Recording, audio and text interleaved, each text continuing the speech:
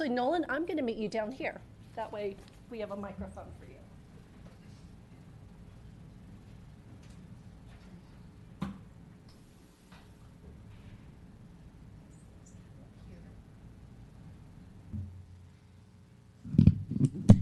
Okay, so come on over. So Nolan he's a third grader at Dave's Avenue Elementary. And he has he's accomplished quite a bit for having only been in third grade. He is with the student council. You may recognize him. He was featured recently in the Weekly for his science project at the Dave's Avenue Science Fair. He is an avid sports player. He plays baseball, basketball, and will be joining the Los Gatos JCC swim team this spring. Is that correct? And he loves to read, is fascinated by science and weather, and would like to start volunteering at a local animal shelter. Anything else you'd like to add, Nolan? No. Okay. So tonight he is here to join us in our Pledge of Allegiance, and so if all of you can please stand. So you take it away, okay? Okay. Ready, salute. I pledge allegiance to the flag of the United States of America and to the republic for which it stands, one nation, under God, indivisible, with liberty and justice for all.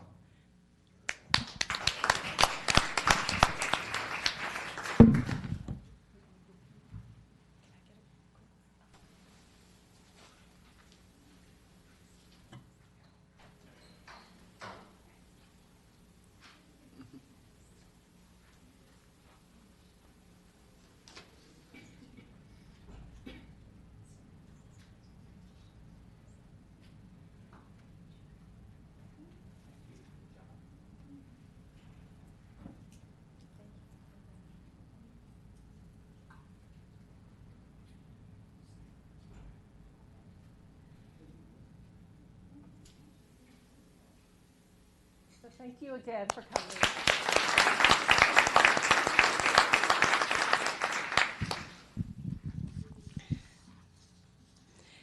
So April is National Poetry Month, and at our last meeting, we were honored to have our town's poet laureate. He came forward and he had actually written a poem just for the month, and at this meeting, we get to hear from 4 of our local poets. And so before we begin, I'd like to introduce one of our community leaders, Joanne Talasfor, to come forward. And Joanne has been instrumental in bringing the arts to our community. Last month, actually, as chair of Art Now, she was instrumental in bringing the best high school artists to the new museum. And tonight, she is bringing forward the best poets from our middle school to share their poetry with us. And so I'd like Joanne to just explain the context of how she met these 4 and what we anticipate to hear tonight. Okay, great. Thank you very much. I was thinking, how long have we been doing poetry in the chambers, which we actually started a while ago, and I was counting the years, and I think it's been 9, could be 10 years that we've been doing this. And when we decided to do that those many years ago, one of the traditions that we developed was with Fisher Middle School and their English classes.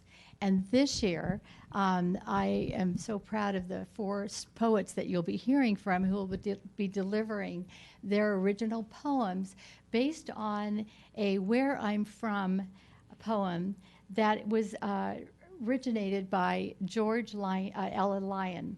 And he wanted to know, when do you get to be from a place? What roots you to that place? And besides being a poem, you'll see that it's going to be a map that takes us on a personal journey of these students, their places that they stay, their homes, their neighborhoods, their families, maybe the food they eat.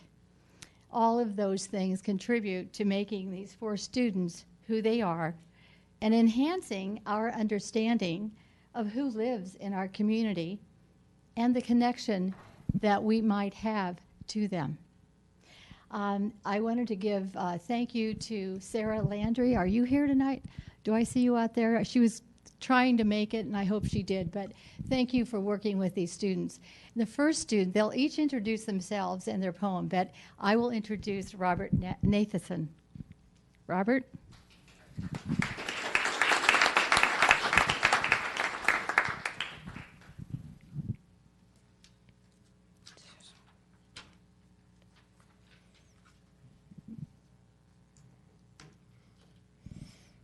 So, as she said, my name is Robert Nathanson, and my poem is called Where I'm From.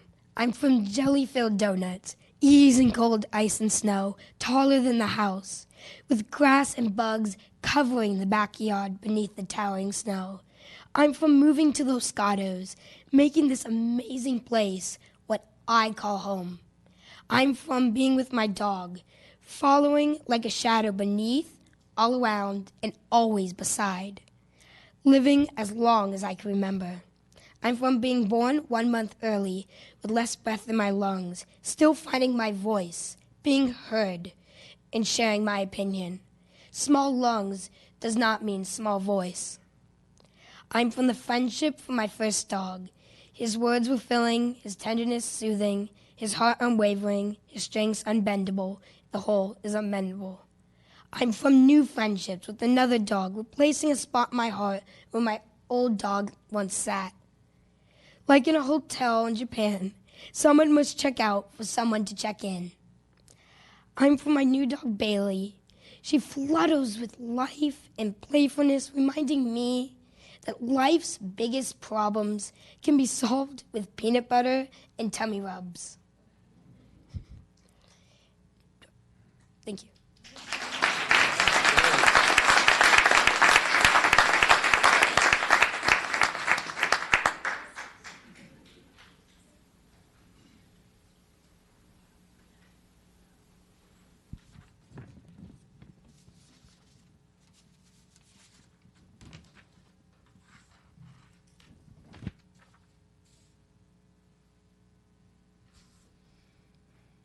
Hi, I'm Helene Bablis, and my poem's called Where I'm From.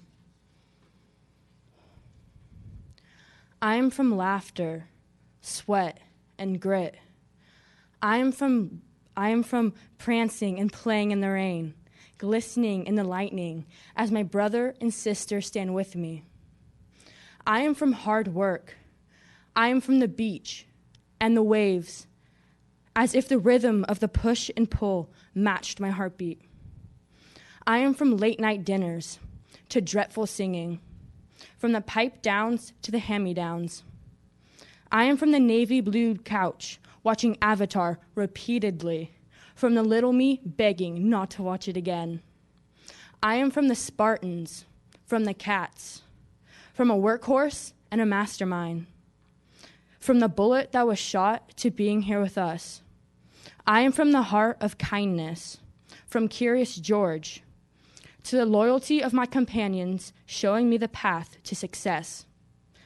In front of my house, memories rage, digging up new ones till they're made. I am from those moments replaying in my mind before any laughter in front of my family's gray house sitting in the hills of Los Gatos.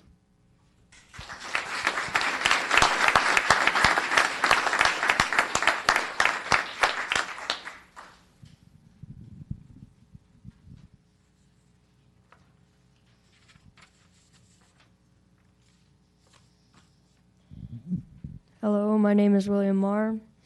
My poem is called Where I'm From.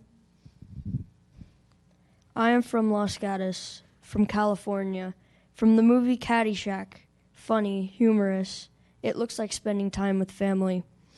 I am from a town full of great people, the place of funny feelings who's made me, me. I am from the darkness, from the light. I'm from the desert and the sand. From cartoons and books, I'm from success with an amount of failure and fame. I'm from my mom and my dad, Jacob and Laurel, from family, from friends and enemies. Under the shadow of myself, where I'm from is me. Thank you.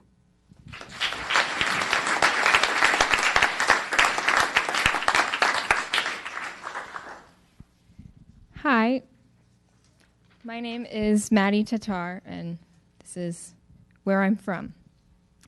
I am from astronomers, charting foreign lands and new horizons.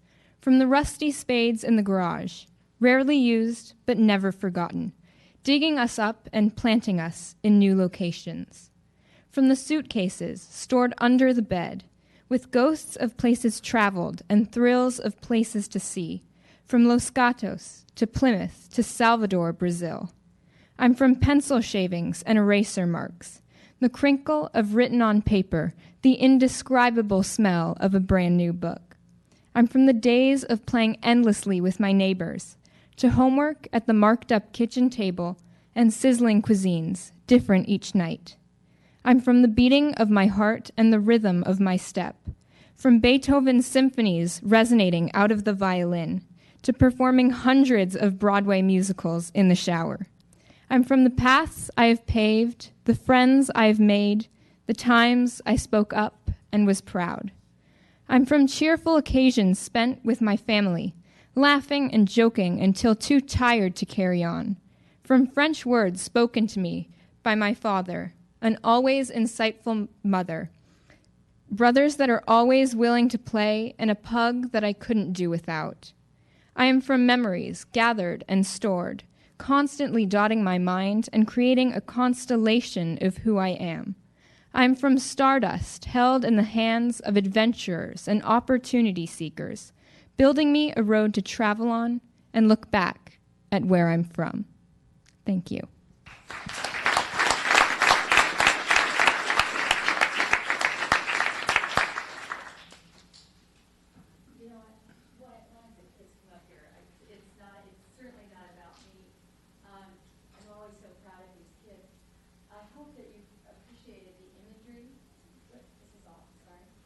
I hope that you could appreciate the imagery that you heard tonight and how it captured not only probably their lives, but probably we could relate to a lot of it as well, and how they captured Los Gatos, and I had the feeling that you all love living here.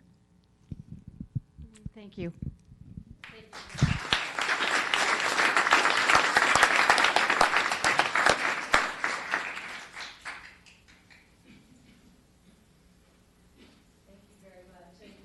We look forward to seeing more of the work that you may be doing in the future. So thank you for sharing that with us. And because all great things happen in threes, our last fun celebration for tonight is our awardee, who the recipient of this month's Small Business Big Applause. And tonight, I'm happy to award it to Los Gatos Meats and Smokehouse.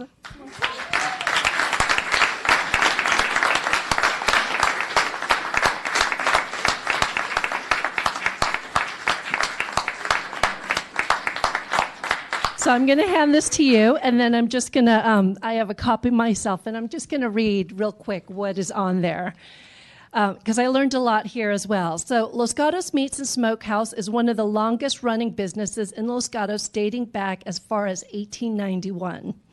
Los Gatos Meats and Smokehouse is currently located on University Avenue, is owned by family members John, Donna, and Brian Kiala, who have been running the business since 1991. It's a true family business where 4 generations may be seen working hard and enjoying the tradition and providing the community with fresh meat, sandwiches, and more. Los Gatos Meats and Smokehouse enjoys providing their products and services to many community organizations, fundraisers, and events, including food donations, sponsorships, sports coaching, and more, and through these opportunities have embraced the Los Gatos community as their neighbors, friends, and family. And I can certainly say that I have seen you guys are around town so often that every time I see any fundraiser, I just assume that you guys are there. And I want to thank you so much for all your contributions to our town. Thank you.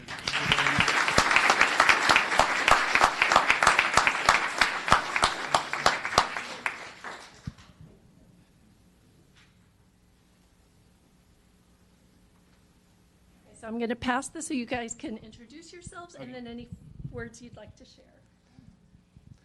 I'm John Kiala. I'm the father of all these children, and I'm so lucky. I feel so lucky to have my kids and my grandkids and everybody participating in the business and taking kind of pushing me out.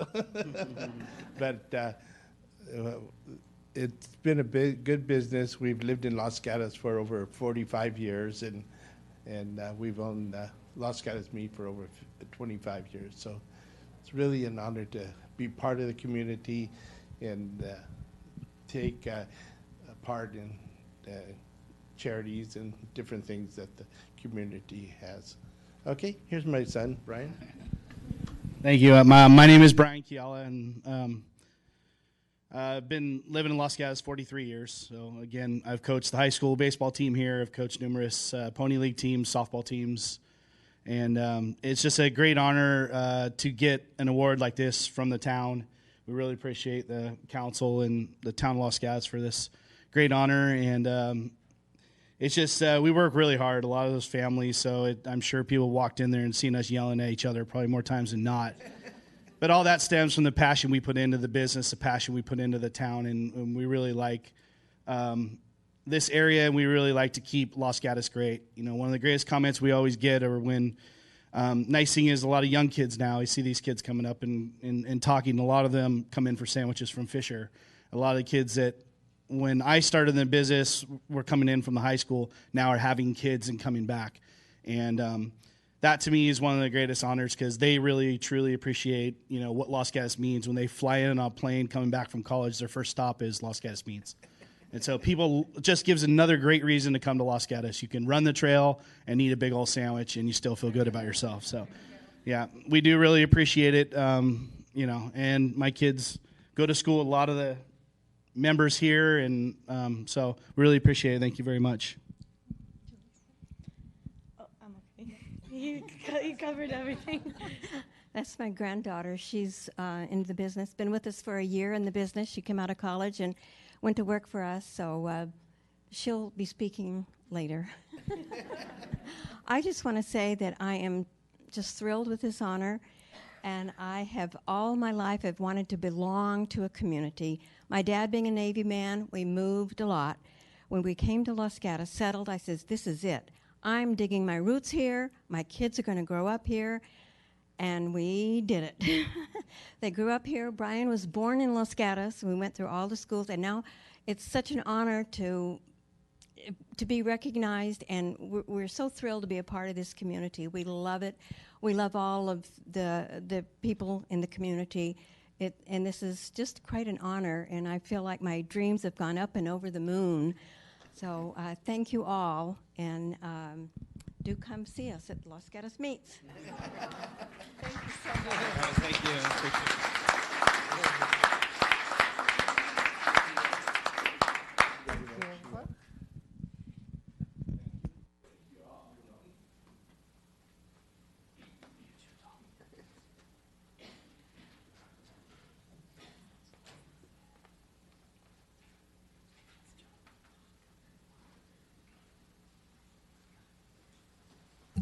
Okay, so Mr. Schultz, closed session report. Yes, good evening. Prior to tonight's regular session, council met in closed session to discuss real property negotiations.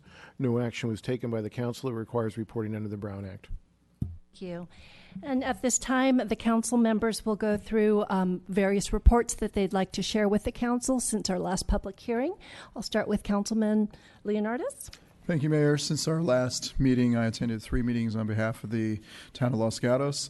One was for the West Valley Sanitation District, one was for the Santa Clara Valley Water District, and one was for the Treatment Plant Advisory Committee.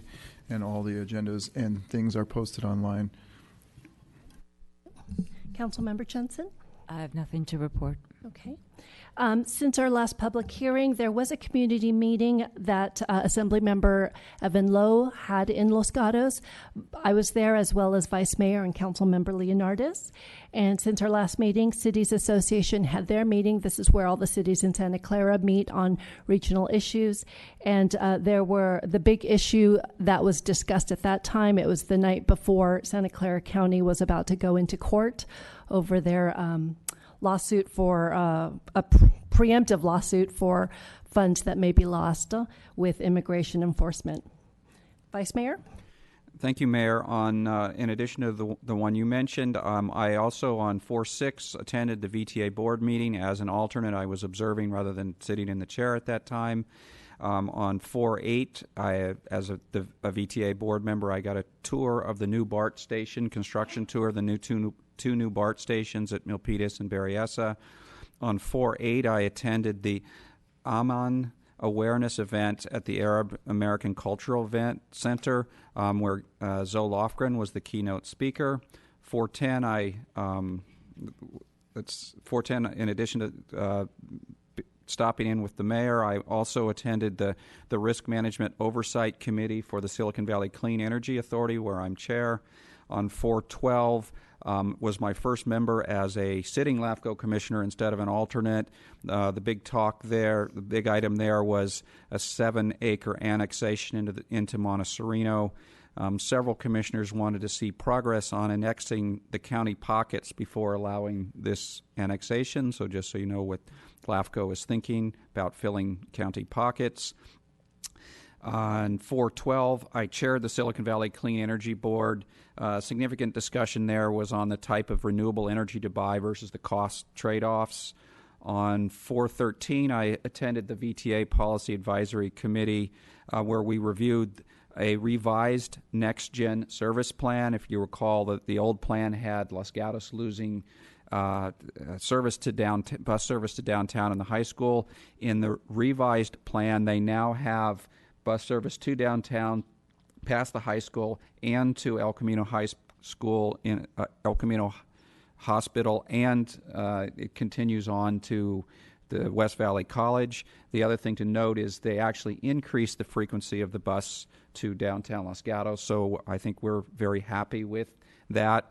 The VTA was trying to do a 80%, and what was so it was 20% coverage, 80% more ridership. They ended up changing it by 3% to be 23% coverage to satisfy some of the concerns through all that process. So I think they're made a lot of good progress with their final plan that's now going before the board.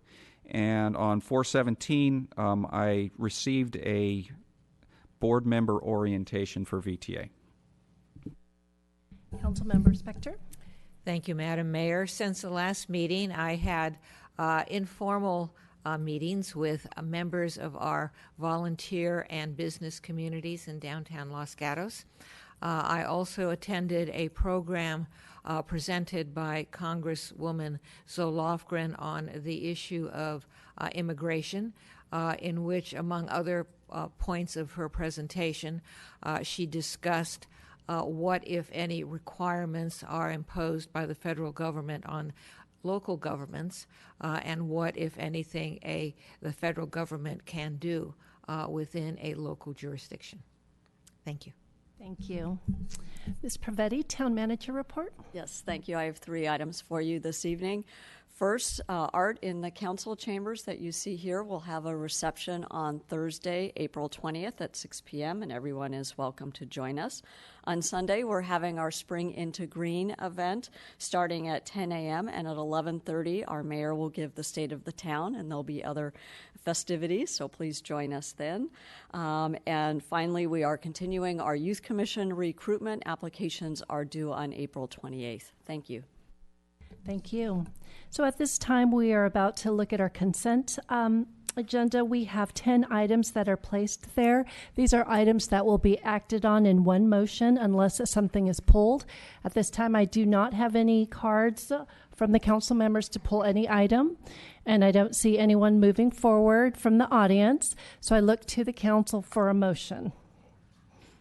Councilmember Jensen? Move approval of the consent calendar consisting of items 1 through 10. Okay. Councilmember Spector? I'm going to second, noting that with regard to agenda item 2, the staff has given us a correction which I would incorporate. Okay. And I would include that in my motion. Okay. Any questions? All in favor? Aye. Aye. Anyone opposed? Consent items passes 5-0. Okay. We are now at verbal communications, and this is the portion of our meeting where a member of the public may speak on an item that is not related to an agenda topic. At this time, I have 2 cards, and so the first person is Madison Lasky. Is this okay? So are you coming together? Okay, so it's Madison Lasky and Ava Torin. So you'll have 3 minutes to speak. The yellow indicates 30 seconds remaining, and then red indicates your time is up. Okay. And if you could just identify yourselves. Okay, I'm Maddie Lasky. And I'm Ava Torin. Okay. Good evening, Mayor and Town Council members. We are here today to talk about the parking situation at Los Gatos High School and the area surrounding the school. After hearing all sides of the issue, I hope we will be able to come to a solution which is beneficial to all parties. So, the issue is, school has the duty to teach all the youth within the school boundary. Working parents are required to transport themselves to school, and mountain students require cars to commute to school.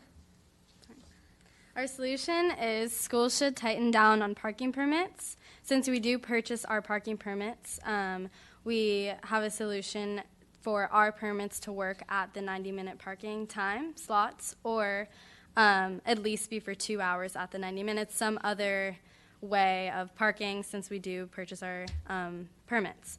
Also, the school needs to monitor the number of permits versus the number of parking spaces. We are aware that there is construction on campus. I want to mention that we have a rule of senioritis, as it's called at our school, where seniors do have priority over others. There has been situations where underclassmen are getting permits, and they like to give people who live in the mountains or far away permits, but some of the school staff is actually not aware of the permits that are being handed out.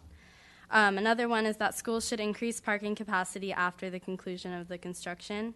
Mr. Rogers, our school vice principal of facilities, had mentioned that we cannot build an underground parking lot, which was an idea by a lot of our students, since there are a bunch of hazards for that, but we wanted to bring the idea of maybe building a parking structure above the parking lot.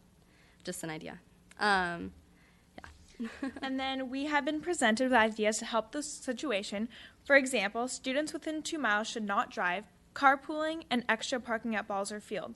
But due to the parking at Balzer Field, it takes the same time for us to get there and park and to walk to school as it takes the same time to just get to school early and park in the senior lot. So it just kind of doesn't really help.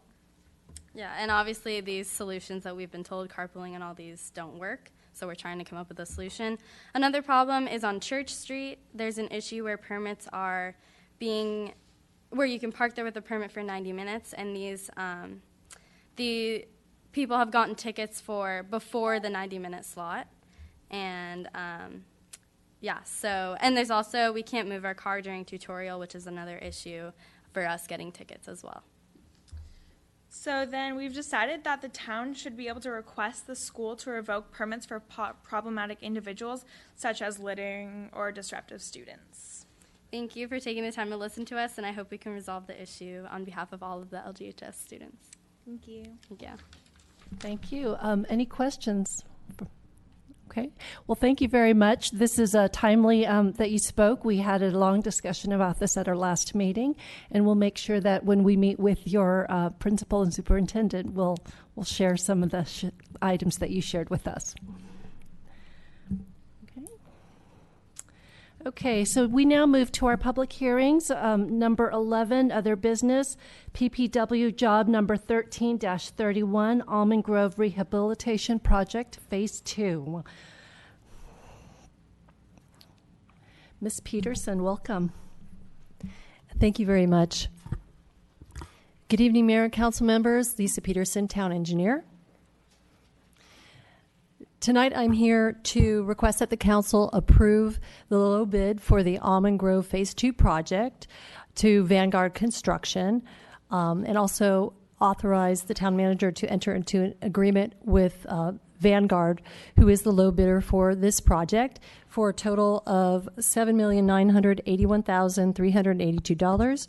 Also to approve a 3-year consultant material testing agreement with Nino and Moore for $273,837, and also to approve a budget adjustment to reduce the project budget down to $14,344,177. Of course, that would be contingent upon if council included any additive alternates to the award.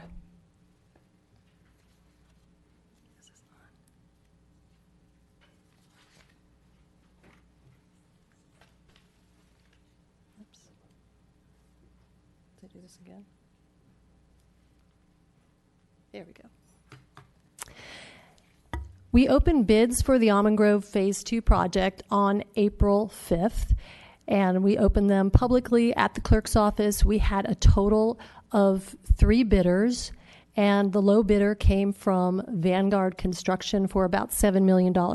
Vanguard Construction is the contractor that completed the Broadway and Bachman work in 2016.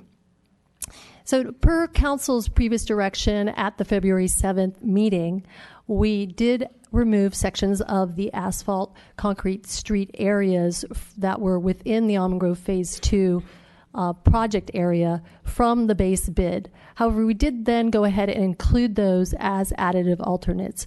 And that was specifically for council's reference.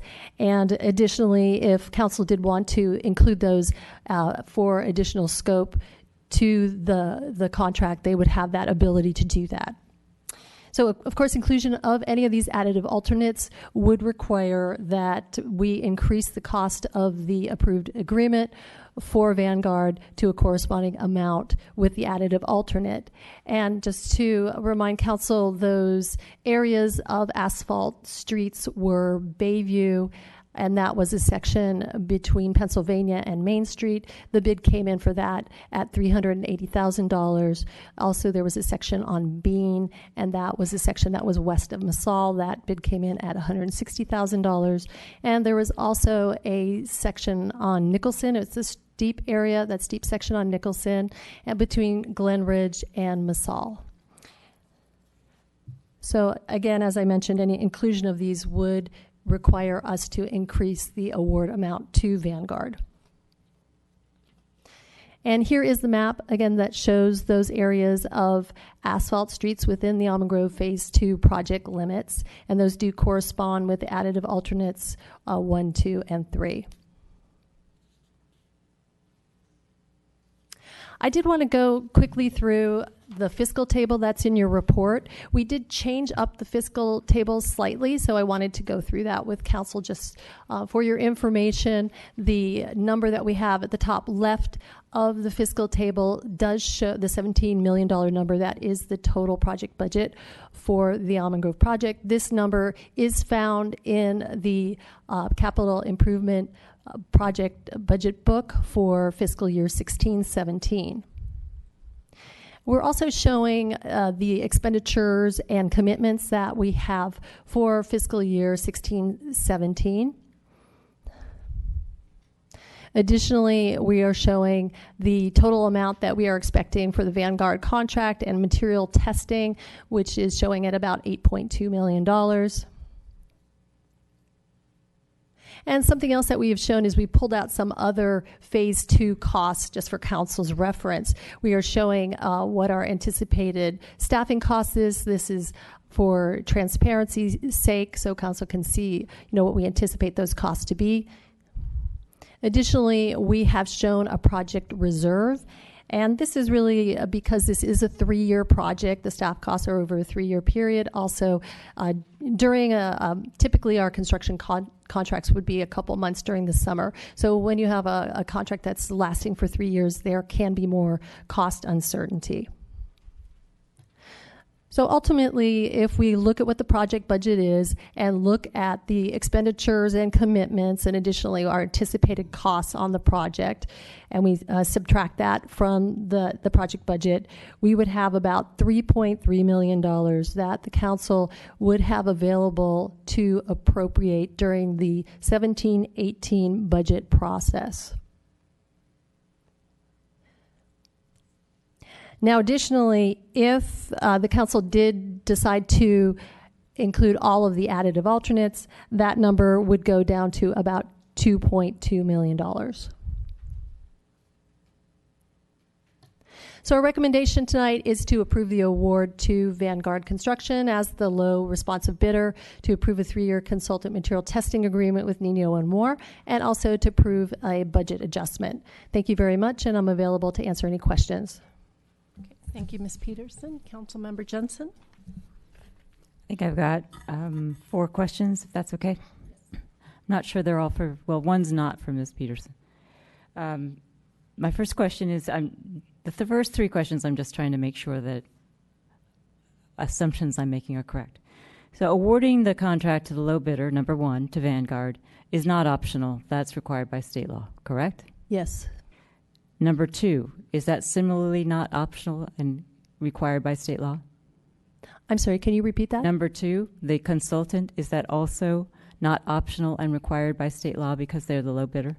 Well, again, that was a consultant contract, so that was a request for proposals was put out, and there was a process that was put in place to review and select the most qualified consultant. So we don't select them by low bid. All right, so it is optional, but the hiring, if you will, of a consultant is not optional. Correct. Okay. Finally, for number 3, this may be, well, actually, number 3 is probably for Mr. Schultz. When council last considered the Almond Grove, Ms. Peterson said it was in February, council made a motion and voted to take out the 3 sections that are now being proposed as being put in. Doesn't that amount to a reconsideration under our rules, and that such that we cannot do that tonight because it's not the next meeting? No, in the sense that although you took them out, you agreed to have them as alternatives, and that's the way they were bid. So now the motion is do you completely leave them out and go for the 7,000, or do you want to have any of those alternatives put into the construction work now that you know the exact costs? Okay. My recollection was that we voted to not do it, but I'll accept your recollection. My final question is with respect to the $3 million, number 3. The recommendation is to retain it in an Almond Grove fund. Is there any reason that the council could not take that money out, put it back into the general capital improvement fund, and use that to raise the pavement condition index for the entire town? That would be a decision that you would make at budget time. So tonight we just want to understand how much money needs to be held in reserve for that budget discussion in mid-May.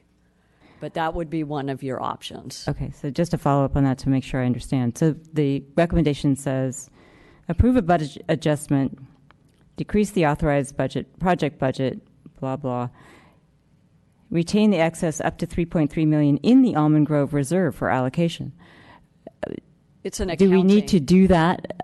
Is that the process that needs to happen in anticipation of the budget in May in using that 3.3 in some different way? That's correct. Okay, thank you. Any further questions, Vice Mayor? Thank you, Mayor. I'll ask a question I know the answer to, just so it's out there. When you presented up here, you had $7 million on the first page that they bid, but then your table had 7.9, and that I don't think you mentioned that it jumped to 7.9 because you had a 15% contingency. Is that correct? Yes, that's correct. Okay, thank you. Any further questions? Okay, so at this time, I will open it up for public testimony. I have 2 speaker cards. The first from Angelia Dorner.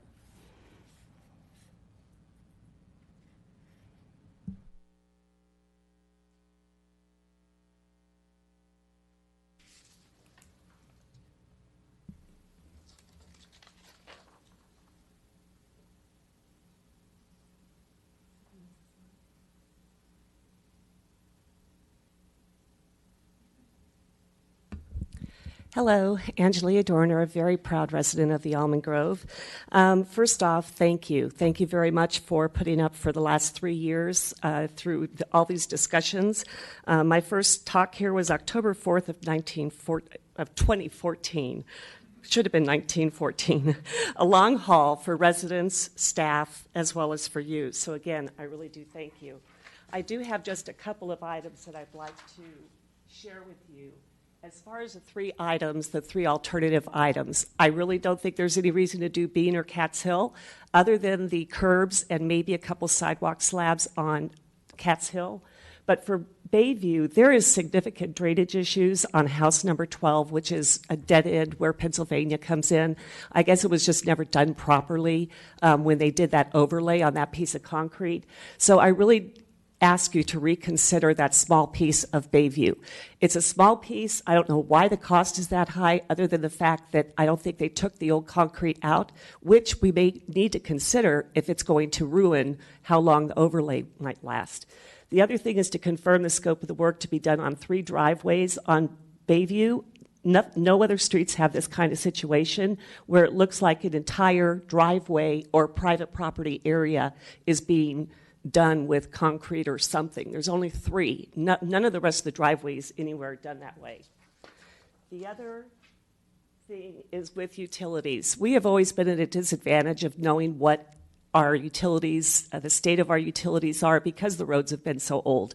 No one's ever been able to give us any answers on how old is the water main, how old is this, what's being done. We know that there are upgrades being done now. I've been asking for this kind of information for over 2 years, and I think this is the opportune time to share with residents what is the status of all of our utilities, because no one really has that information, including the utilities when asked. The last thing is these numbers. I don't know why it's taking so long to close out phase 1, but I would ask on the first 2 bullets that the policy committee consider looking at establishing a real policy for what happens to these budget amounts once you do approve or authorize a bid, and how those remaining funds would be handled. I also want to remind you that prior management of the town took advantage or appeared to take advantage of the current purchasing policy by having a lot of things just below $50,000, which ate up a lot of money. Staff costs, I really don't get this at all. They have $990 in this thing. The Wilsey proposal includes $111 that we've already authorized. Over 3 years, that's $367. The Streetscope project, which only lasts 3 to 4 months, is another $291. So for summer jobs only, that's a total of staff costs of $658,000, which... Thank you, Ms. Dorner. You have a question? Vice Mayor? Thank you, Mayor. Ms. Dorner, so probably not that important a question, but I just want to make sure I'm clear. So you talked about there's 2 houses on the section of Bayview that are in question of getting concrete in front of them. Mm-hmm. And in my mind, they're sort of both kind of in front of Pennsylvania. The first one on the corner has a driveway that drops down quickly. Is that the one where the drainage problem is, or is it the second house in? The second house in, it's number 12, and if you stand in front of their house, you can look straight up Pennsylvania. Okay. And the water just pours down Pennsylvania and goes into their garage. I mean, it goes like through their driveway and into their garage, et cetera. So I know that resident had written something before on that, and he also brought it up at one of the most recent resident meetings. And I just don't see how, maybe there's some other way to fix that issue, but I think that's a big issue not to ignore. The redheaded stepchild part is as well, just because, it's a lot of money, though. But there's got to be some way to help that resident specifically, I think. Okay, thank you. Any further questions? Okay, thank you, Ms. Dorner. Our next speaker, Reed Hornberger.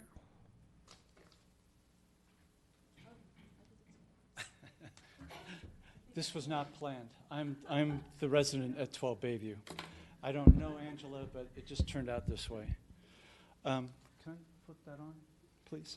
Okay, so first of all, I don't have the big thank you slide that Angela did, but I do want to say, Reed Hornberger, 12 Bayview. I do believe that the details in the planning and the work that's gone on with Lisa's team and Matt and the work that's been done by Vanguard that I've seen is really quite extraordinary. It's solid work, it's quality, there's been good communication. So I want to talk about Bayview. I live there. First of all, that when I got the bids and looked through them like anybody else that did, it is a big cost, so I wonder why. First, to be clear, this section of Bayview that is excluded today is about 160 feet of the street. It's not a little stub or a breakout. It's 20 to 25% of the entire street if you step it off. The second thing is the flooding issue. So, not as bright as I'd like it to be, but what you're seeing here is one of the days when Lisa dispatched the street service workers out to Bayview We have a culvert on the left side of Pennsylvania, and we have the sidewalks and usual gutters on the right side. When the culvert on the left side or the gutters overflow way up Pennsylvania, it's a 750-yard run right to my front yard. And so we face flooding issues. It's not just my house that you see here. It is indeed the house next door that has sandbags set out below us. These are the folks that are right on the corner of Main Street and Bayview. So there is a flooding problem. Now, when I've worked with Lisa and Ryan Doe of her team a while back, part of the cost is to actually grind the street down 3 or 4 more inches, because the curb in front of my house is only about 3 inches. It's not a standard 7-inch or whatever that measurement is. So part of it is we literally have to take the street down to at least mitigate some of the flooding of the homes there, not just to the left of me, but 2 homes to the right as well. That when I block this with my sandbags, it goes in their garage and yards as well. The other thing is that we have steel drain plates down in front of our home that were set some time ago, and these plates need to be repositioned and set so they properly manage the overflow of the water when it comes down. Finally, it's a busy section, as people have called out. There's 3 driveways. There's the pathway up to Fairview. There's 5 handicap ADA ramps that have to be reconsidered. But I do believe at this point, when we look at the bids, with the residual that exists in those bids, I think it's proper and appropriate to finish Bayview Avenue so that all of the Almond Grove district is properly prepared. And the Vanguard people have taken care to look at the wall there on Bayview that also has to be preserved as part of the construction. Thank you, Mr. Hornberger. Let me see if there's any questions. Council members, any questions? Okay, thank you. Yep. And our last speaker is John Shepherdson.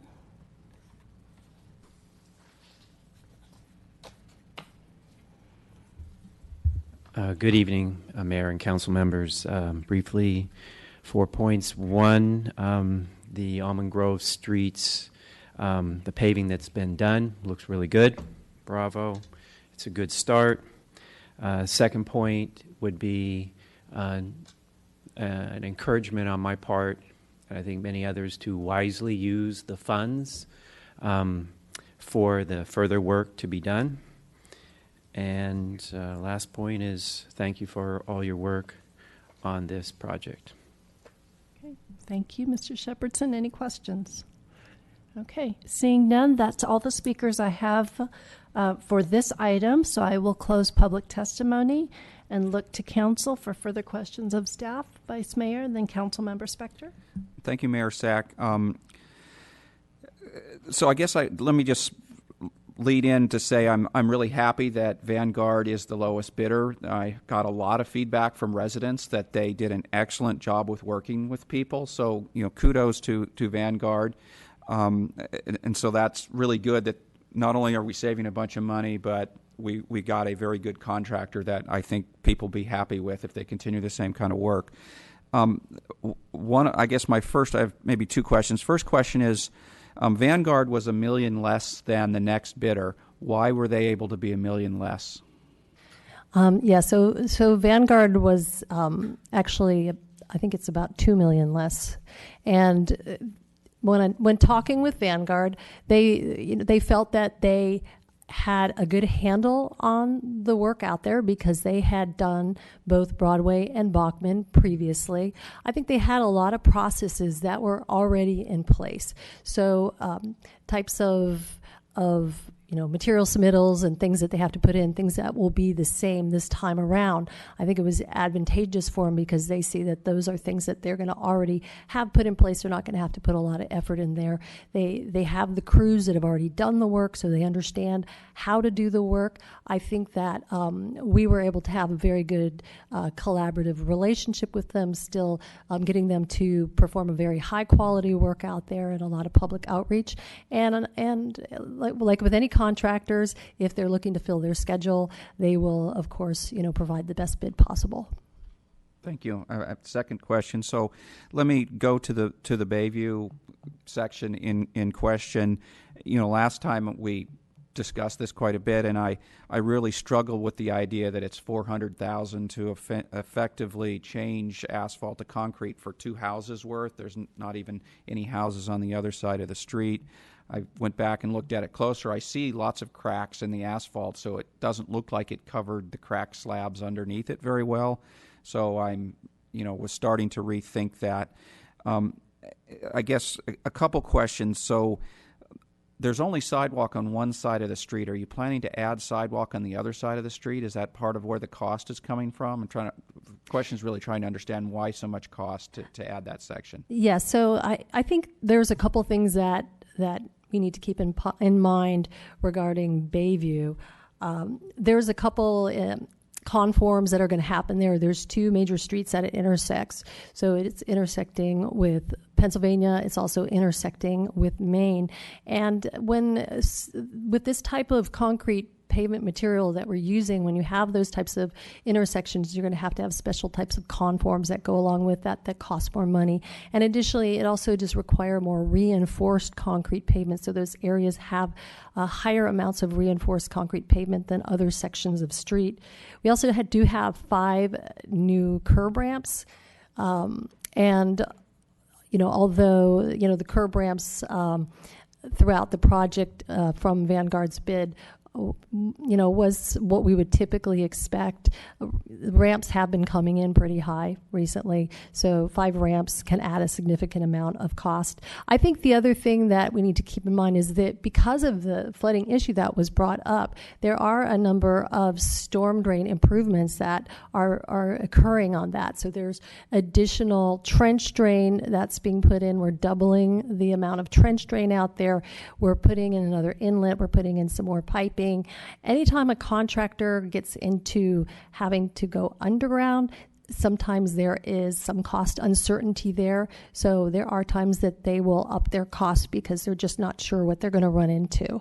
And to answer your question, there is an additional section of sidewalk that is being put in on the west side of the street, and there is a rock wall there that has to be dealt with. So all of those components put together probably was part of the reason the bid came in the way it did. So if I could just follow on.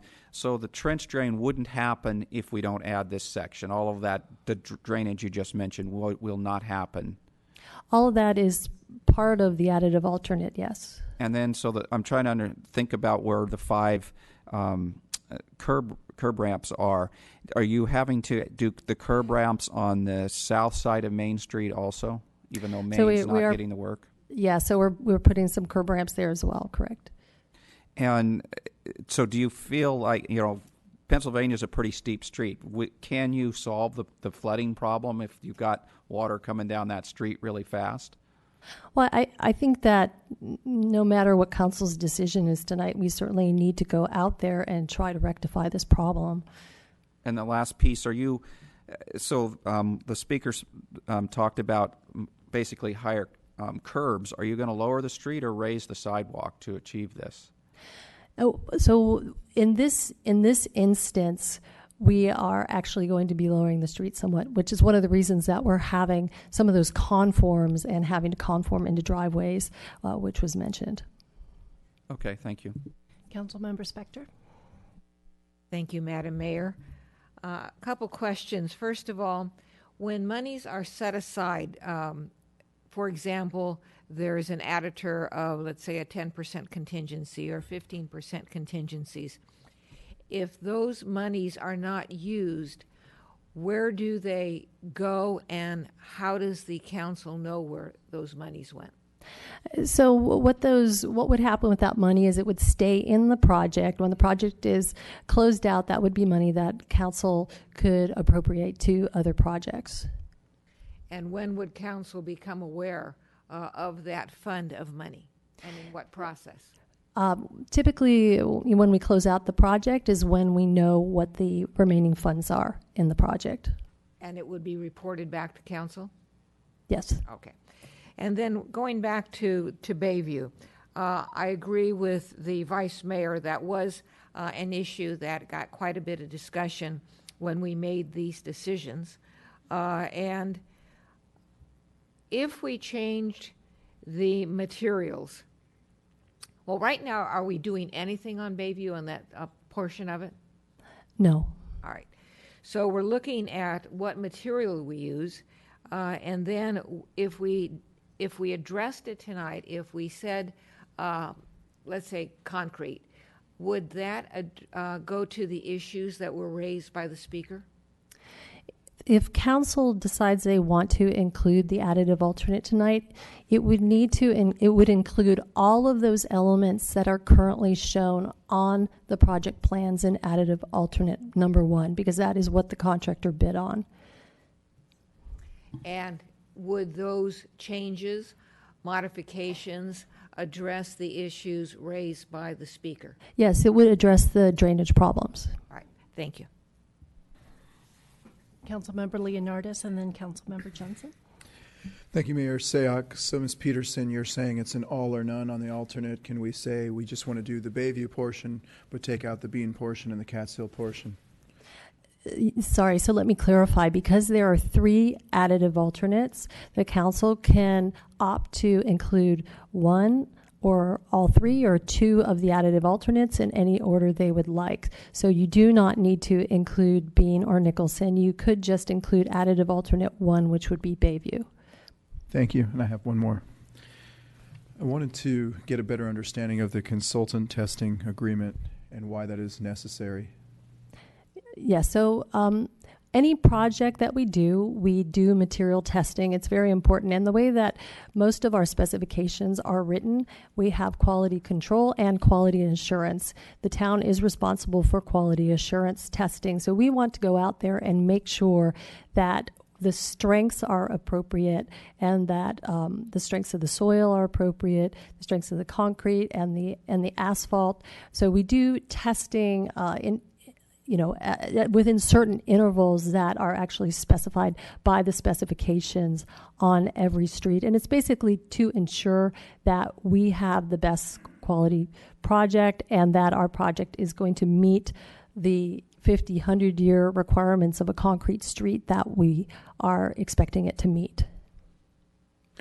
One more follow-up. Being that we've worked with this construction group before, would this be necessary at this point? To me, it seems like $300,000 being spent to test work done after the fact for a company that we've already worked with, that everybody agrees has done a good job so far. So it seems like an unnecessary expense. Anytime you're doing material testing, it's very important to verify that you are getting the quality that you're expecting. Ultimately, if you didn't do any material testing and then your street failed a year down the road, you wouldn't have any verification to say that, yes, the appropriate materials were used or the appropriate strengths, were made on those sections of the street. So it's really to protect the town if there's any failures on the project. Councilmember Jensen. Okay, I had a couple, but I'll just follow up on that. Protect the town against litigation if the street fails because we haven't done proper quality testing, correct? Correct. Okay. Can you remind me what the pavement condition index is on that section of Bayview? Yes, it's the PCI on that is a 74. Okay. And is there any reason that the town could not address the drainage issues that have been brought up by the speaker, given a PCI 74 asphalt street? For example, grind it down, make the sidewalks bigger, make your drainage better. I think, as I mentioned, no matter what council's decision is tonight, we will go out there. We need to make some drainage improvements and rectify the problem that is out there. So yes, we could.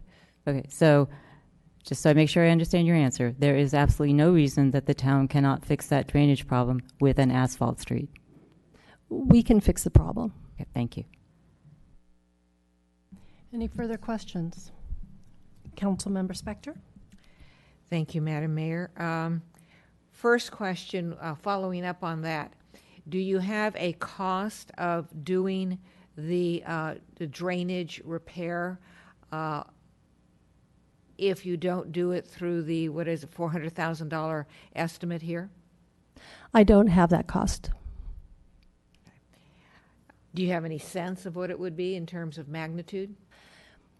I think ultimately what we would have to do, if it was council's direction for us to correct that with the contractor, is we would have to go out there with the contractor and negotiate with them a change order to just put in the drainage improvements, and that would be a negotiated cost, so I couldn't tell you exactly what that would be. And the contractor you're talking about is Vanguard? Correct. All right, and then lastly, following up on Mr. Leonardis, the consultant for the materials testing, is that something that we did with Broadway and Bachman? Yes. Thank you. Vice Mayor? Thank you, Mayor Sack. So when I went out there and looked at it again, it's a PCI of 74, which is above our 70 average that we want. But when I look at the street, I do see a lot of cracking, and I'm guessing that it's aligned with the slabs underneath. So I suspect you could probably fill it, but really how long before we'd have to do basically a reconstruction on that street anyway? Which I would assume if we didn't change it to concrete would be a pull off the asphalt and put new asphalt on top of cracked slabs. How far are we from having to do that anyway, which we know gets more expensive? I think you would need to look at it similar to the way all the other concrete streets were looked at within the Almond Grove. As we mentioned during the discussion, asphalt versus concrete. Concrete lasts longer. Asphalt is less expensive. However, you do have to have treatments more often.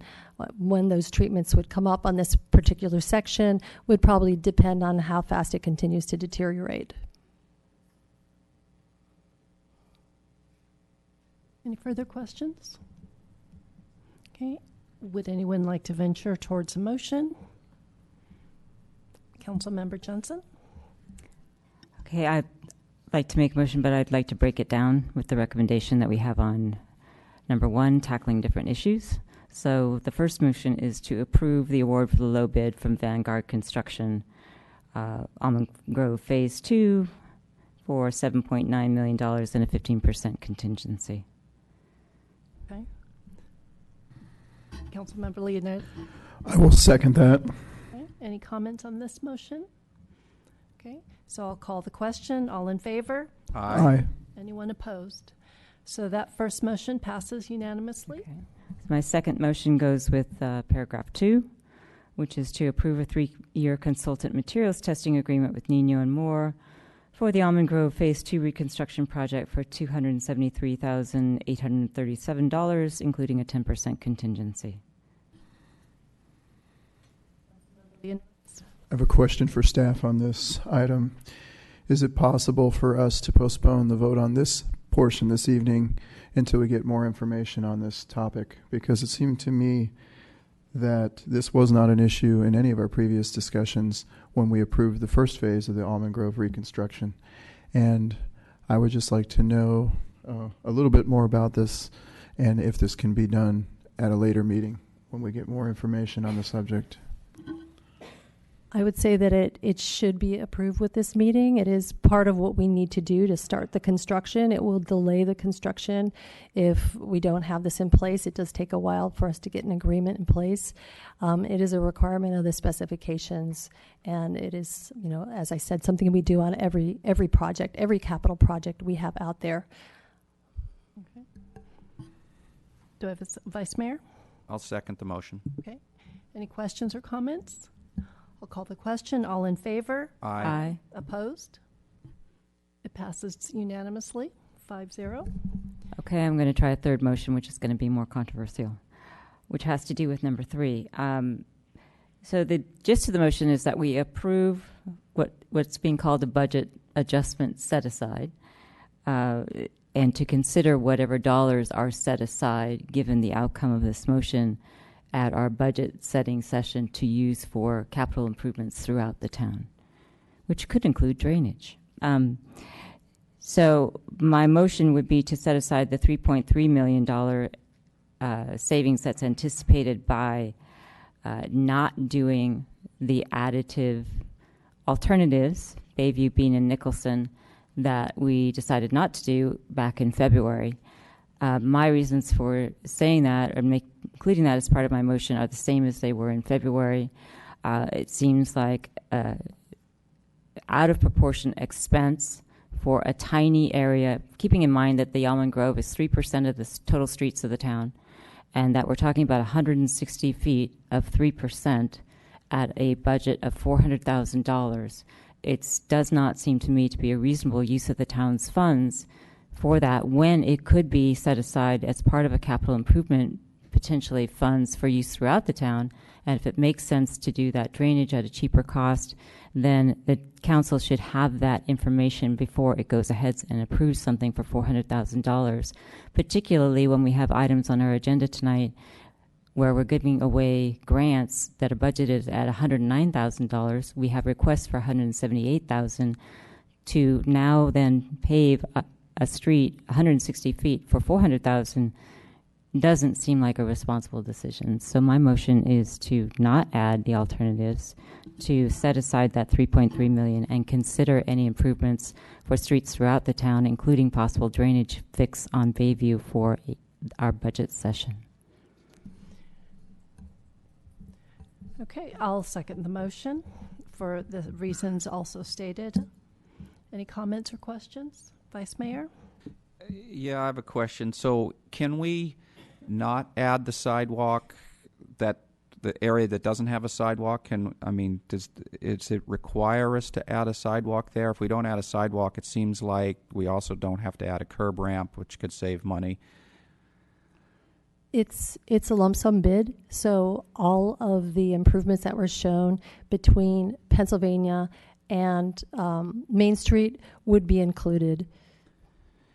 So it can't be separated out. Okay, so let me ask a second question. So if we approve this motion, there's nothing stopping us from coming back later and creating a bid to work on this area to fix the drainage problems, which may end up being redoing the sidewalk that's there now. I think you said you're lowering the street, so the sidewalk that's coming in is going to match up with the sidewalk that's not going to be part of the bid. Is that correct? Yeah, so ultimately we could come in and, as I mentioned, we could have a negotiated cost with the contractor to look at the drainage issues out there and fix the drainage problem. And if that's something that council would desire us to do, then we could certainly do it with this project. If I could kind of follow up, selling myself maybe on the motion a little bit. So we could come back at a later date and add this whole option on also, right? Because Bayview may not be done this year. So next year, if they get to, let's say they're going to do Tate this year and maybe part of Glen Ridge. So then next year, I think we would end up doing Bayview. Could we add this option back in at that time if after we've explored? I think what the council really wants to see, can you fix the problems and how much do they cost without going to this full $400,000? If you come back and say it's going to cost me $200,000 more, maybe it's almost worth doing it, for example. So I feel like we want to delay it till we explore other less costly options. So the bid is good for 60 days, and that's the amount of time that we have to make a determination on what we are going to award. Ultimately, if council did want us to, after they awarded the base bid, go back to the contractor and negotiate with them for a cost to fix the drainage problem and come back to council and let council know what that cost is, we could certainly do that. Okay, thank you. Madam Mayor, if I may, another option is that we could disconnect the drainage issue from the Almond Grove Street project, and that could become a separate CIP project. And then we would have to do plans and specs accordingly to resolve the drainage issue. So we would have another ability to look at the scope. We've got the earlier specs for Bayview, so we could see what it would cost to do a little bit more design work and then bring back a separate project. Okay. And before I move to recognize Councilmember Jensen as the seconder, I think that was what the intent of the motion was. Okay. As the maker of the motion, Ms. Pravetti, that was precisely the intent of the motion, that we have the information required and that we do that budget set aside, and that if the council determines that wants to include drainage as part of any kind of future CIP project, it could then do so. Any further questions on the motion? Councilmember Leonardis? Thank you, Mayor Sayoc. I just think that we have an opportunity to take care of things all at once. It's $380,000. Was pleasantly surprised that the bid came in at $6.9 million, which is about $3 million under our original budget. Grateful for that. So I think if we start looking at addressing this as a separate CIP project, start digging away at the street, we might find that it could cost a lot more money. So we have a chance to take care of this now at potentially a lesser amount of money. In addition, it finishes out the street of Bayview nicely. It adds sidewalk the way it's written up. It fixes a drainage problem. It fixes a curb height that's too low. And it also brings a better appearance to the street. When you have 3/4 of a street in one material and then it just stops and then it's a different material, it looks like you were tiling your kitchen counter and you ran out of tile, and then you went to Home Depot and you bought a different kind of tile, and then you tiled the rest of your counter. So for appearance purposes, I think it's a good idea. I don't think $380,000 is a significant amount of money. It is 160 lineal feet, but I don't think it's a significant amount of money looking at the total scope of the project and the potential unknowns with the drainage as well as the flooding problems. So I would be inclined to support an idea of including that as part of this project now and not having to revisit it later, or it may never potentially be revisited. Any further comments? Councilmember Spector? Thank you, Madam Mayor. When Mr. Leonardis made comments similar to that when this was before us, I agreed with it then, and I agree with it now with even more reasons. At that time, I wanted the aesthetics and the strength of concrete to finish up that area of Bayview. But even more so, this evening, I want to give certainty to the individuals who live in that area that we will be moving forward and taking care of not only their pavement, but taking care of their flooding problems. I do not want this to wait until we have our budget meeting, at which time we may or may not address their issues. So I will not be supporting the motion. Vice Mayor? Thank you, Mayor Sack. I've struggled with this last time also. It is a lot of money, and I've gone back and I've looked at the street a couple times before I really thought, I've walked by and I've seen the sandbags out there, but I never really thought about the flooding portion of it. And when I look at the street, it really feels to me like the overlay is failing as a solution in this particular area. We've done overlays other places, but the street looks messy, so I'm tempted to go ahead and add this portion of the project in and not support this motion. Councilmember Leonardis? I'd like to further comment. Originally it was concrete, and now it's covered with asphalt, and that was kind of a quick fix at one point. And I'd like to see it go back to its original look.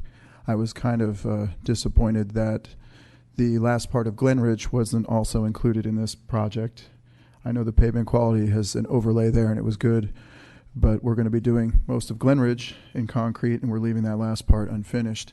Had I known these numbers were going to come in so favorable, I would have probably insisted at an earlier time that that was included. I went and looked at the 3 areas today, and the second alternative, I looked at the Cat's Hill, I looked at the part at the end of Bean, which seems to be part of an HOA complex, which didn't make any sense. And I looked at this portion of Bayview again, and trying to make a compromise here. I was tempted to recommend, hey, we should just do the Cat's Hill again, because it will be, Nicholson will be concrete, it'll go to asphalt, and then it'll go back to Glenridge, and that's concrete. So it seems like that should be concrete as well. But I really think with the drainage issues and the way Bayview was originally, and this could be causing a more expensive problem later if we don't address it now. I think it just makes perfect sense to spend this money. We have it. Let's just get it over with so we don't have to revisit it. Any further comments? Okay, I'm going to call the question. All in favor? No. Aye. No. Opposed? Sorry. No. No. So the motion fails. 2-3. I got it. And so now I look to the council members for an alternative motion.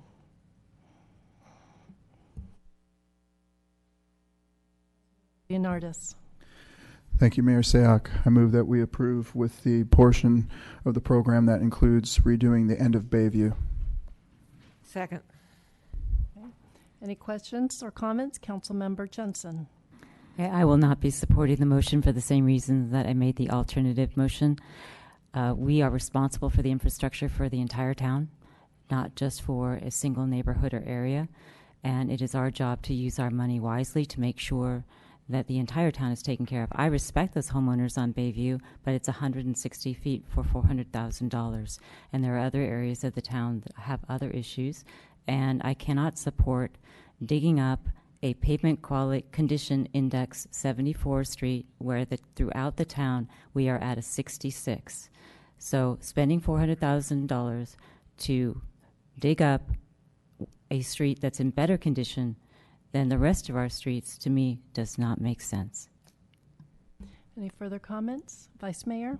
I think mine's a clarifying question for staff. So Mr. Leonardis made a kind of a simple motion, but the item that you're asking here includes what is the budget number and what is the excess that's going to be moved off. So do you assume his motion includes these numbers adjusted for the 437 that included the 15% contingency to add to this? Yes. Okay, thank you. And I just want to confirm with Councilmember Leonardis that that is your intent. We're looking at item C and adding the additive of Bayview. That is correct, yes. And the seconder, is that your understanding as well? Yes. Okay. And so I will Mayor, excuse me, Yes. and then what that means then is there will be roughly $2.9 million that would be available for future budget discussions. Correct, and that would, and just to clarify, that would be at our budget meeting in May. Correct. For further discussion. Okay. So I'll call the question. All in favor? Aye. Opposed? No. Nay. So this motion passes 3-2 with council members Jensen and Sayoko opposing. Okay. Okay. Well, thank you, Ms. Peterson. This was a big endeavor, and thank you for walking us through it. So, okay, we now move to item number 12, which is 91 and 101 West Main Street.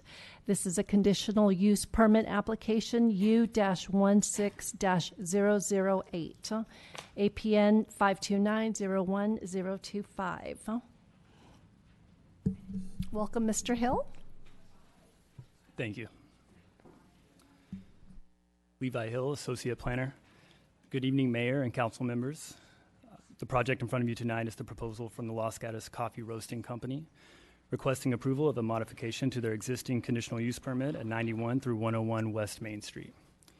Specifically, the applicant is requesting to modify the existing conditions of approval to allow on-site beer and wine service, as well as off-site beer and wine sales in compliance with the town's alcohol beverage policy. The applicant is also requesting to modify existing conditions of approval to allow live entertainment before 10 o'clock p.m. and to allow our hours of operation from 6 o'clock a.m. to 11 o'clock p.m. 7 days a week. The Planning Commission considered the application on March 8th and forwarded a recommendation of approval to the Town Council subject to conditions of approval, which have been included in Attachment 1 in your packet. Written comments regarding the request were submitted to staff and have been included in Attachment 6. Staff recommends that the Town Council accept the Planning Commission's recommendation and adopt the resolution contained in Attachment 3 with the conditions of approval provided in Exhibit A.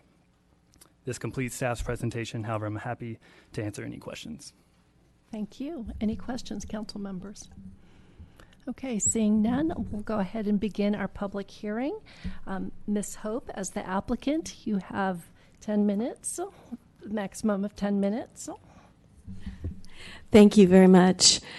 I'm Terry Hope, and I live at 212 Bella Vista, Los Gatos, and I own and operate Los Gatos Coffee Roasting Company since 1982. I'm requesting this CUP modification to eliminate the conditions that are currently imposed on my business, which restrict entertainment. I'm also asking to amend my hours of operation and add the service of beer and wine to my conditional use permit. My plan is to offer traditional coffeehouse style entertainment such as live jazz, acoustic, folk, bluegrass music, as well as poetry readings and open mic nights.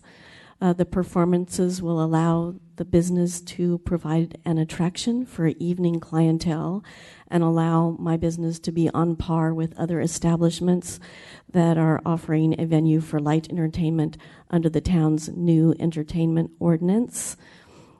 In conjunction with this application, I'm also requesting the addition of a Type 20 and Type 41 beer and wine license with the intention of serving locally produced boutique wines and craft beers with meals in my cafe and for retail sales of beer and wine for take-home.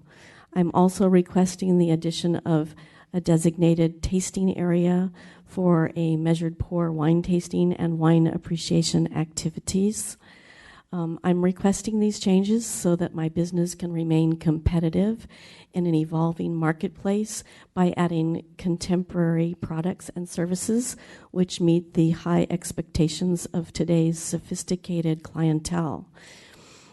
Expanding the beverage options to include beer and wine will allow for a more desirable evening dining experience for my customers and complement the entertainment and add a new venue or new revenue to support my ever-growing overhead of my business. I believe my bistro-style menu and my casual, unpretentious coffeehouse environment will add a unique and affordable blend of services which will enhance the offerings in our overall downtown business district.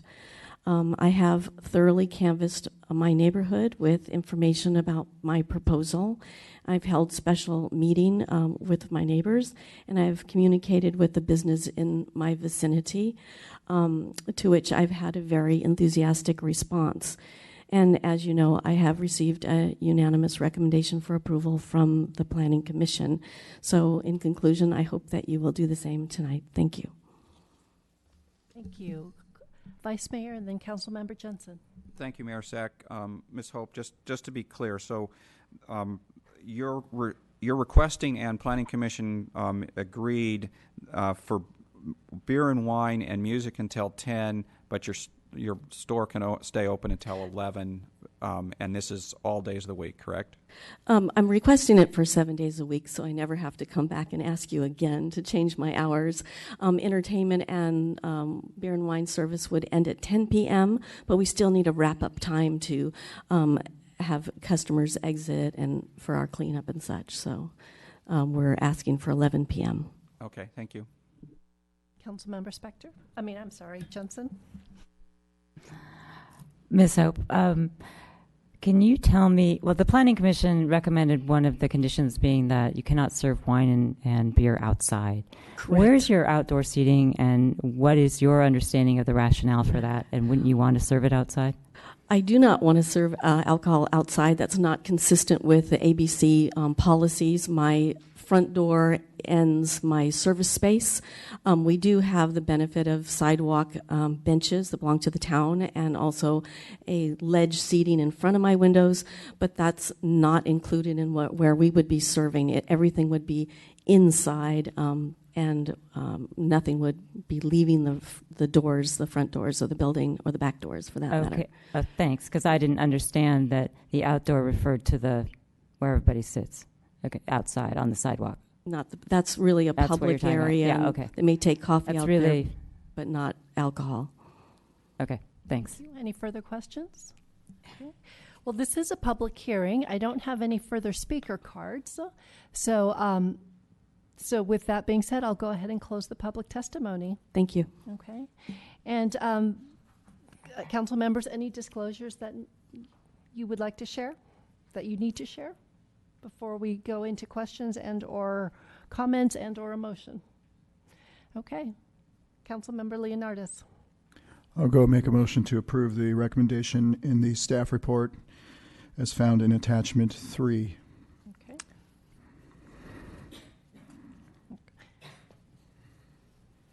Okay. Councilmember Johnson. I'll second that with the understanding that the condition with respect to the outdoor service refers to basically that sidewalk area. Would make sense not to have it out there, but if in the future there's an outdoor area designated in your business, I would think that you would come back. Okay. Any comments or questions? Okay, so I'll call the motion. All in favor? Aye. Aye. Aye. Opposed? It passes unanimously. Congratulations. Okay. So we are now at item number 13, which is to receive and approve the fiscal year 2017-18 community grants and the funding recommendations attached in our staff report. So, okay. Welcome, Ms. Hammock.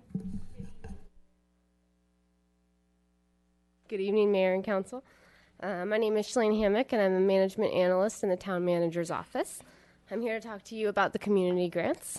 The Town of Los Gatos offers 2 community grant programs, the Arts, Cultural, and Educational Program, which funding allocations are reviewed by the Arts and Culture Commission Subcommittee, and the Human Services Program, which is reviewed by the Community and Senior Services Subcommittee and Commission. Both commissions did fantastic work, spending many hours carefully reviewing and discussing each of the applications. For fiscal year 2016-17, the town distributed a total of $119,800 for the community grant program. $19,800 was for the Arts, Cultural, and Educational Program, and $100,000 was for the Human Services Program, as Council approved an additional one-time allocation of $10,000 for West Valley Community Services.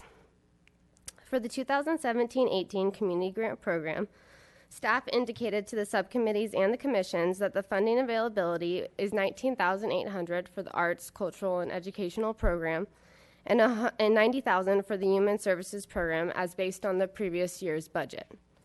Over the last few months, the subcommittees and commissions have met and developed their funding recommendations for Council, which can be seen in the staff report attachments. The Arts, Cultural, and Educational funding recommendation totals $19,800, and the Human Services recommendation totals $100,000. Once again, the Community and Senior Services Commission is asking for an additional $10,000 for the Human Services Program due to an increased demand and unmet needs. Attachment 5 shows the recommendation for funding allocation for $100,000, and Attachment 6 shows the funding recommendations for the original base of $90,000 if the additional $10,000 is not approved. If Council agrees with the Commission's recommendation for the additional $10,000 for the Human Services Program, staff would like to understand if this is a single-year allocation or if this is to be an expected base amount. Given the 5-year forecast, the town may not be able to sustain this increase. Overall, staff is asking Council to approve the community grants funding allocations for fiscal year 2017-18, and I'm available for any questions. Thank you. Council members, any questions? Vice Mayor. Thank you, Mayor Sack. So the Human Services is recommending $100,000 total, and our last year was $90,000, correct? Mm-hmm. And how many years have we been at $90,000? We have, let's see, we've been at $90,000 2015-16. About 98,000 2014-15, and then 82,000 2013-14. So it's really varied year to year, but Okay. about that same range. Thank you. Any further questions? Okay, so I will open it up for public testimony. We have several speaker cards, and so I'll just call you up one at a time. Just a reminder for those that are here for the first time, you'll have 3 minutes to speak, and if you could just identify yourself. First speaker, Jordan Dancer with Nextdoor.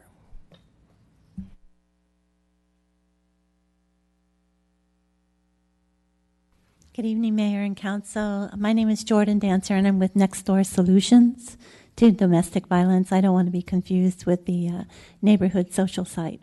They stole our name. Anyway, I want to thank the Mayor and the Council and the Commissioners also for their consideration of our request. Even though our award is somewhat lower than it has been in previous years, I do want to thank you for this support. Domestic violence is an increasing public health issue. And while we have for a long time said 1 in 4 women will experience abuse, the numbers are beginning now to show 1 in 3. So we think that a lot of that has to do with that there is more reporting, and there also is a growing in the number of men who are stepping forward as being victims of abuse. We also have concerns about other funding that is going to be impacted through HUD, which is CDBG, and also through the possible elimination of the Office on Violence Against Women, which is out of the Federal Department of Justice. So anything that you can contribute to help your residents be able to have access to services such as emergency shelter and a hotline that's been the same number for 46 years now, or to come in for self-sufficiency program services or walk-in crisis counseling, legal advocacy, or support group. We have one here in the town of Los Gatos at St. Mary's Church over on Bean Street. So any support that you can give us is truly appreciated. Of course, I would like as much money as you possibly can give me. But any support is not only for your citizen, but also in ensuring that the services that they might need are there and available for them. Thank you. Just it looks like you have several questions. I'll start with Council Member Spector and then Vice Mayor. Thank you, Madam Mayor. With regard to Next Door Solutions to Domestic Violence, yes. What is, and I know it's in our staff report, but I don't remember what it was. What is your total annual budget? Our total annual budget for all our programs and services is $2.5 million. And is any portion of that $2.5 million federal funding? Yes. And how much? Federal funding is not as much. Our state funding is much more. I was just looking at our numbers today. I want to say about 1.3 is through state funding, mostly out of the California Office of Emergency Services. Our next largest funder is through the County of Santa Clara, and our third largest government funder is through the federal government. And most of that is, we get about $27,000 through the county's Continuum of Care HUD funding that helps support 5 units of housing at our Home Safe permitted housing residential sites that pays for transitional support services through case management. And then there's some other. Thank you. You actually answered my question earlier in that. Thank you. All right. Thank you. Vice Mayor? Thank you. Most of my question actually you just answered. And I don't have the budget in front of me, but I recall a small part directly from the federal government, and then a big piece from the state, and I thought there was a pretty big piece from the county, but some of what's coming through the county actually is coming through from the federal government to the county. But all of the piece in the county is not from the federal government, is it? What no. piece of that? So let's say the current administration got rid of all of your federal funding. How much does that really affect? Some of the, the direct and some of the county, but how much of the county? I don't know that I know the answer of that, because we look at VOCA funding that comes down from the federals, which comes to us through the California Office of Emergency Services. So it could be quite a large, significant amount of money when we look at VOCA funds.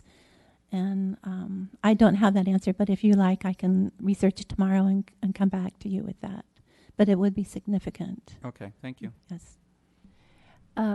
I have a process question for you. Understanding the staff report and I guess the lens with which the Community Senior Services Commission was looking at their allocation, they were looking at alternate sources and how much Los Gatos really contributes to that. Right. So I am concerned about this potential decrease in funding through CDBG. In the application that you provided, in the budget allocation that you had, was it with the projections that you're assuming, or was it with the projections it was based projections, on a worst case scenario? I think, based before the November elections. Okay. Yeah. So And again, you mentioned that about 1.3 comes from the state? Yes. And when you say from the state, is that, I'm looking to you, but it could come from others, is that the CDBG funding that we're also concerned we're going to through lose? the California Office of Emergency Services, we have a legal advocacy, I wish I could speak, legal advocacy grant. We have one that is specific that covers just about any type of services that might be received through a domestic violence agency. So it could be assistance with shelter and helping people find housing, self-sufficiency programs, any of the programs and services that we do is through that. There are other fundings that do support a broad kind of sense. We just recently, we were one of 4 agencies selected to do a Housing First project specifically for victims of domestic violence. So that is new in our budget this year. So it's about $200,000 from that, which also comes down from the federal level. Okay. Any further questions? Okay, thank you. All right, thank you. Next speaker, Tom Picrow.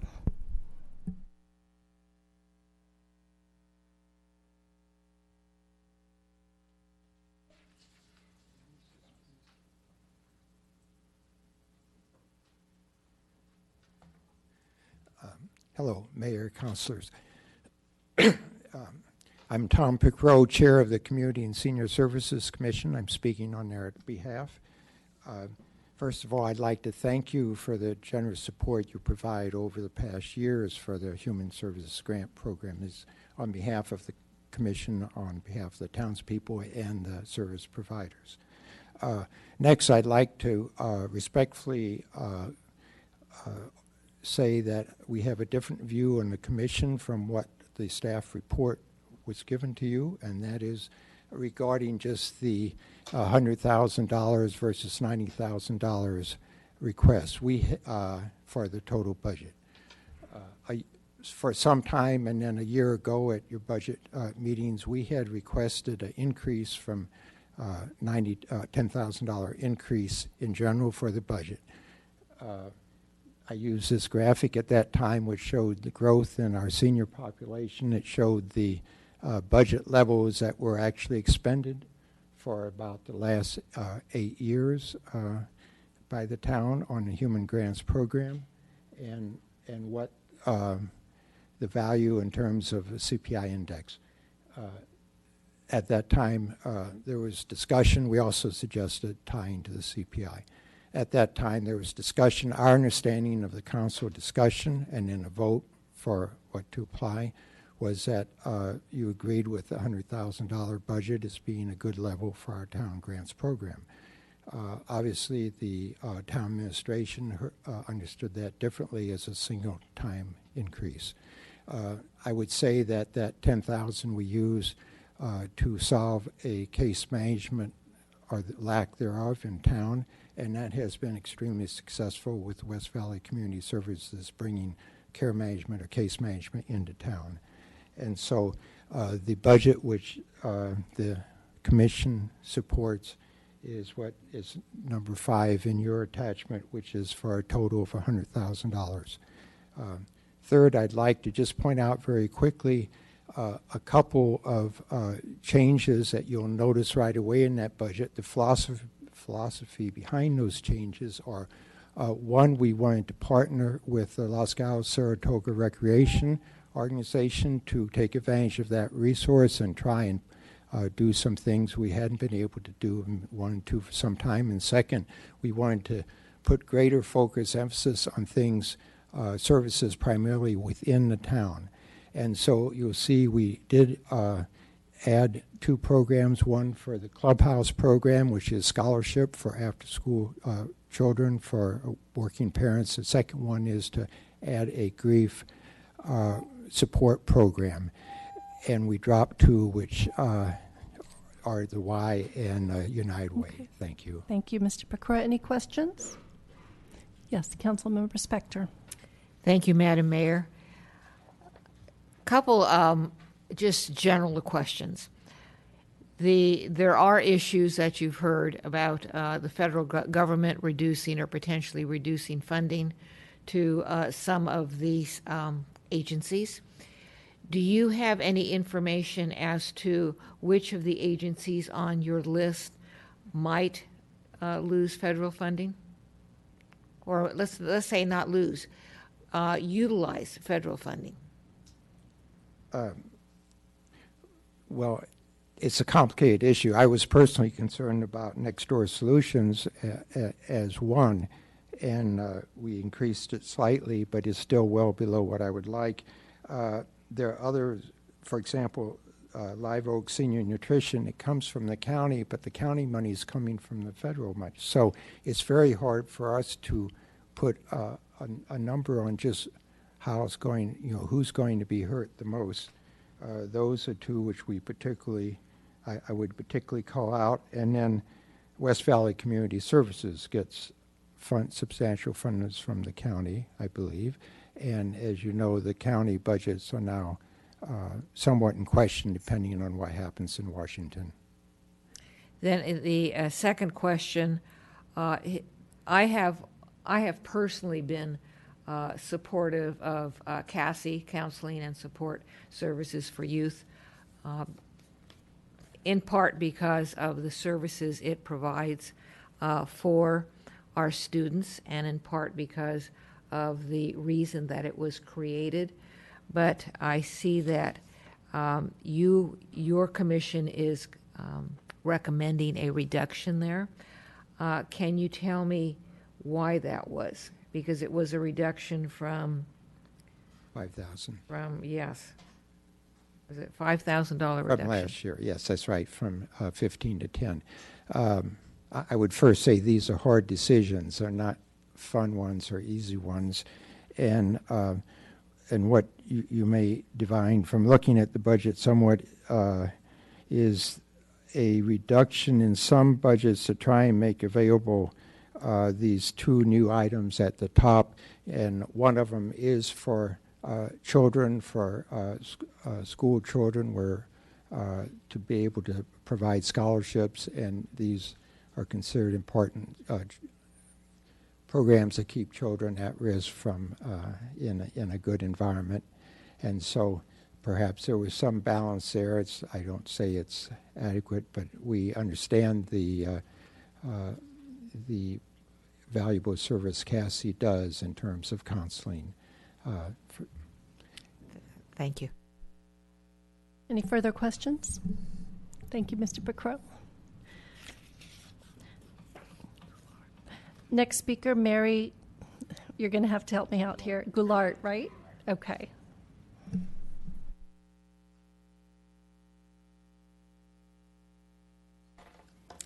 Good evening, Mayor and council members and all. First of all, I would just like to start with thanking you and the town for the years of supporting our senior nutrition program.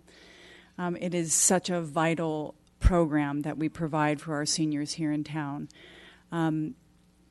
We have been providing this service to the seniors of this community and surrounding communities for almost 42 years now. And we just feel like it is a key program that is provided. We not only nourish the bodies of our seniors, but also their spirits. We are a safety net for them and bring joy and safety and friendship and socialization and better health to them. This last year, and now that I'm settling into my new position, I'm starting other programs. We offer free fitness programs. It's kind of, we call it gentle chair yoga, twice a week on Mondays and Fridays. And much to my delight, it is pulling in more people, and they are really feeling the difference of having that extra involvement. And we're hoping to continue to expand our programs, mostly during the morning because we have that space available. So I just am very, very grateful for the continued support. We are doing a lot of outreach lately, communicating with the hospitals and different organizations that provide services to seniors, because we really want to make sure that we get our name out there. Our population shifts quite a bit. People age out, they pass away, move away, end up losing their independence. So we're constantly out there reintroducing ourselves. And I didn't realize how important that is, because I kind of assumed if it had been around this long that people wouldn't forget that we're here. So we're really busy doing that and expanding our outreach to everybody. So I just want to say thank you, and we look forward to networking and partnering with all of the agencies in town that provide these services. And I'm very excited about also the age-friendly initiative. And I feel like this town is really moving forward in terms of their support for our seniors. And it's not just the seniors. When we re-weave seniors back into our society, it changes a lot of things, and it pulls in people of all ages. And I'm really excited about it. So thank you. Thank you. Questions? Any questions? Okay, thank you very much. Thank you. Next speaker, Michelle Abene.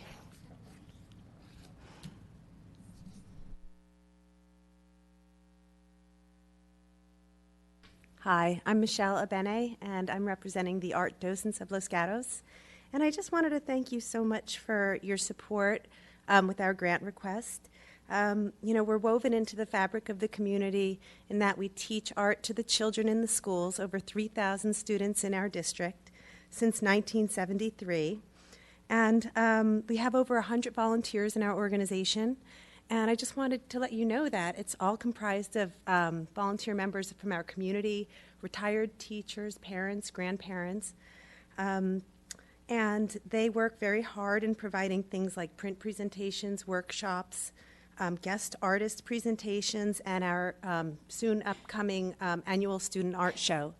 So we're also working very hard on incorporating STEAM into the art curriculum for the students. So we're doing digital art. We're also incorporating science into the art appreciation curriculum. And we're just manning thousands of volunteer hours, and it wouldn't be possible if it were not for the support of Los Gatos. So we thank you very much for that. Thank you. Yeah. Any questions? Thank you very much. Okay, thank you. Next speaker, Mark Fischler.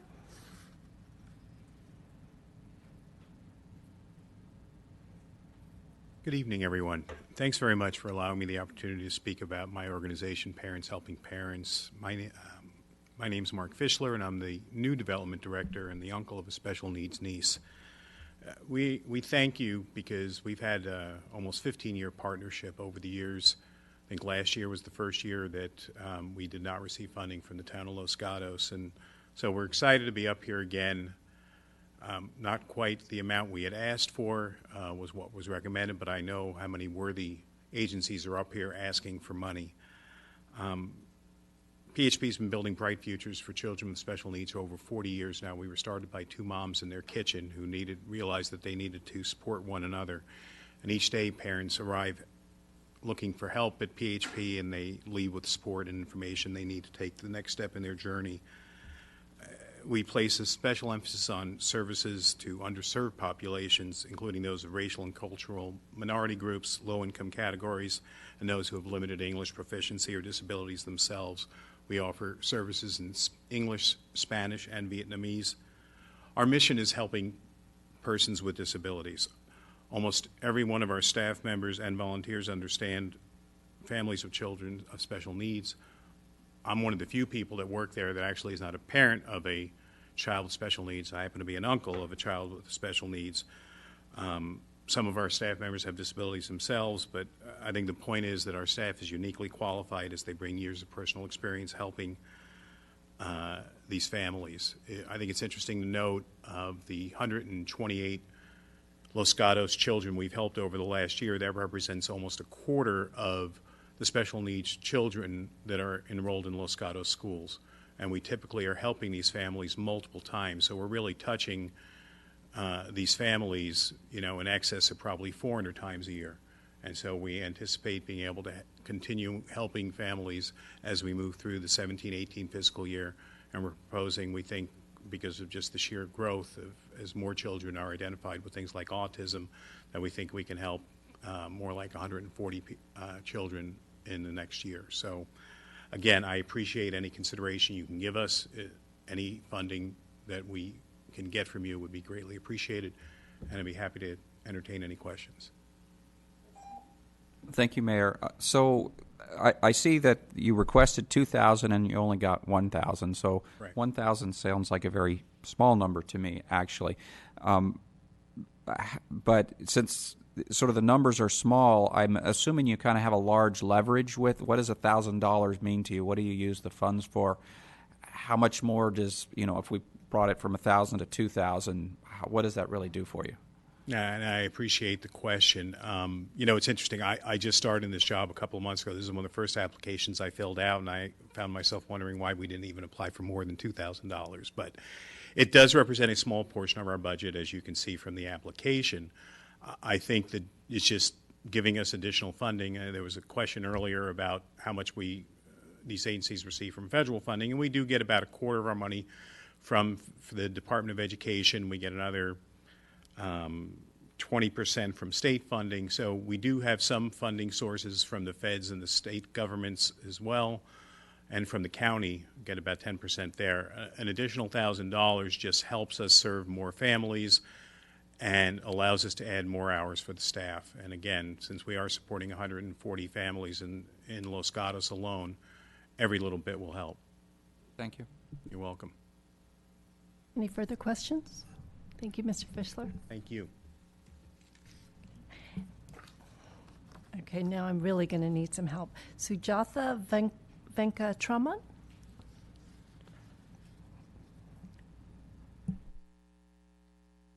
Thank you, Mayor Sayok. Thank you, Council Member. Thank you, Senior Services Commission, for the recommendation. My name is Sujatha Venkatraman. I'm the Associate Executive Director with West Valley Community Services. West Valley Community Services has been receiving support from the town for a long time, and we provide basic need services to the low-income families living in town of Los Gatos. As you know, the cost of living is increasing and is affecting families and seniors more. And the basic needs services is what keeps the support going. And we've seen an increase in a number of clients coming and asking for financial assistance and food services. In the past, we've worked with a lot of partners in town of Los Gatos, and I'm happy to announce that with our mobile food pantry, our presence in Los Gatos has been now more, and the footprint that we have is improved. And for the last 6 months, we've been trying to find a location for the RV, and I'm happy to announce that Los Gatos Methodist Church has agreed to host the RV, and I'm working on a memorandum of understanding with them, so we're very excited to be in Los Gatos. We're working out on a Thursday schedule, the first, third, and the fifth Thursdays, and we will be providing services for the homeless folks who come for showers at the town, and we'll be working with Mary very closely, as those are the service points that other clients also get other services. So thank you again for the support. I just want to give a little bit of a background about your questions about funding. The funding is at risk for all of us, but I just want to put in perspective, for West Valley Community Services, direct federal funding that we get from HUD is for one program is $700,000, and it's for our rapid rehousing program. The rest of our funding that is from the county and from other cities is general fund, trickle down CDBG, so there is some link. The county of Santa Clara had filed a lawsuit against the executive order. 2 weeks ago, if you had asked me, there was a lot of uncertainty. I'm happy to say that West Valley supported the amicus brief, and the town came back with the county came back with a hearing that was very positive. So we are moving through with our budget cycle. Most of our grants are getting renewed. Again, there is a lot of uncertainty, but as nonprofits, we are moving forward with the confidence. With that said, I think towns and cities that we nonprofits serve in needs to step in and help, because the residents still need us. So thank you for the support. Thank you. Any questions? Thank you very much. Okay, that concludes public testimony.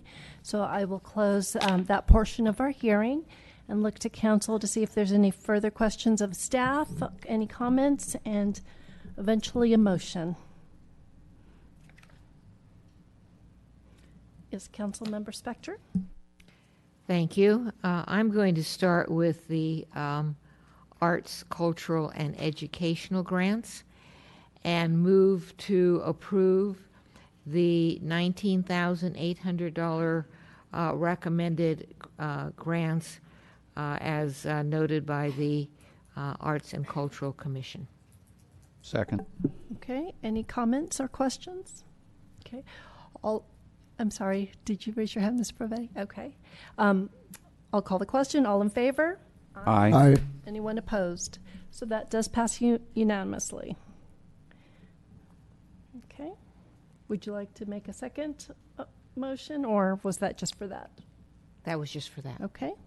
Council members, would anyone like to make a second motion? Vice Mayor. Thank you, Mayor Sack. So, when I looked at this, I saw the ones that were being decreased. I particularly was, concerned about the domestic violence decrease, and I thought carefully about it, and we are a small percentage of it, and I think we could move funds around and play with this, but at the end of the day, I think that our Community Services Commission has really thought long and hard about this. So I just don't want to play with it, I think. So I will make the motion to go with their recommendations for the total to 100,000. Okay, so you're looking at attachment 5 then, with the total of 100,000. Yes. Okay. Would anyone like to make any motion? Would anyone like to second? Okay, I'll go ahead and second the motion. A couple of comments, though, to that. One is, and I'll ask the maker of the motion, I would like to clarify that this isn't a base amount that we should be expecting for future years. Looking at the 5-year forecast, I understand that setting a minimum, even if it's an additional 10,000, may pose a future hardship, and I'd like to have a little bit more flexibility on a year-to-year basis. So you're... So if because I know that was one of the issues that staff had clarified, if we go to 100,000, would that be a one-time, or should that be built into future funding? So we'll call it a one-time. Okay. Okay. Any further? Yes, Councilmember Spector. Thank you, Madam Mayor. I'm going to support the motion primarily for the reason that Mr. Rennie noted. If I were going to be the Cultural Commission or the Arts Commission making these recommendations, or I might think differently. I do have concerns because of the importance to me and to the community of some of the organizations whose funds were decreased, like Cassie. I have concerns about federal government defunding, either directly or indirectly through the county. That has not happened as of this juncture. I'm hoping that next year, when we are looking at this again, we won't be worrying about that issue. But if it is an issue, I would ask the commissions and the staff to provide us the council with information on that subject matter, so I can roll it into my decision making. So having said all of that, and for those reasons, I will be supporting the motion. Any further comments or questions? Okay, all in favor? Aye. Aye. Anyone opposed? Passes unanimously, 5-0. Okay. Okay, so we have one item remaining, item 14, and that's our Arts and Culture Commission strategic plan. But I do ask that we take a quick 5-minute break before we move to the last item.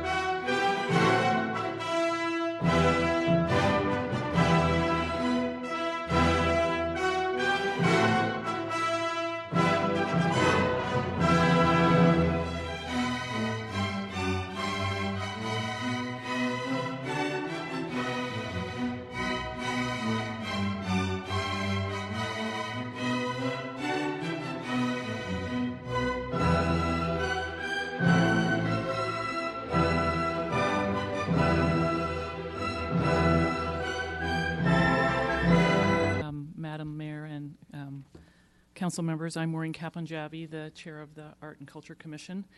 And we have been before you before to present our goals. I won't go over them again. I thought I would just dive right into the specific public art program that we'd like you to consider funding. And that is a gateway project. I'm going to call a gateway project. Simply, what we are proposing is a series of art-forward, demarcating signs or objects installed in various entry points or gateways to the town that serve to welcome visitors and residents. Gateway projects aren't anything new. It's not something we've invented. It's a popular approach taken by many municipalities, small and large, all around the country, as a way to mark or identify entryways into their boundaries, some more art-forward than others. Ideally, our approach, again, as being one that's very focused around a public art initiative, is to make ours a very kind of innovative, creative, well-executed, and meaningful to the town in terms of its rich history, residents, past and present. It's a project that we also believe we can invite participation with the rest of the town. It was one thing for the Art Commission to propose it, but there's a great opportunity for the residents of the town to get involved and weigh in on the project, to get buy-in, which we think is important as well. One very obvious way to invite participation is to invite folks to suggest marker icons. So I'm trying to, I was wondering if I could just throw up this. So this is just a little bit of homework we did, the commission. Kaplan, if you could bring the mic with you. Sorry.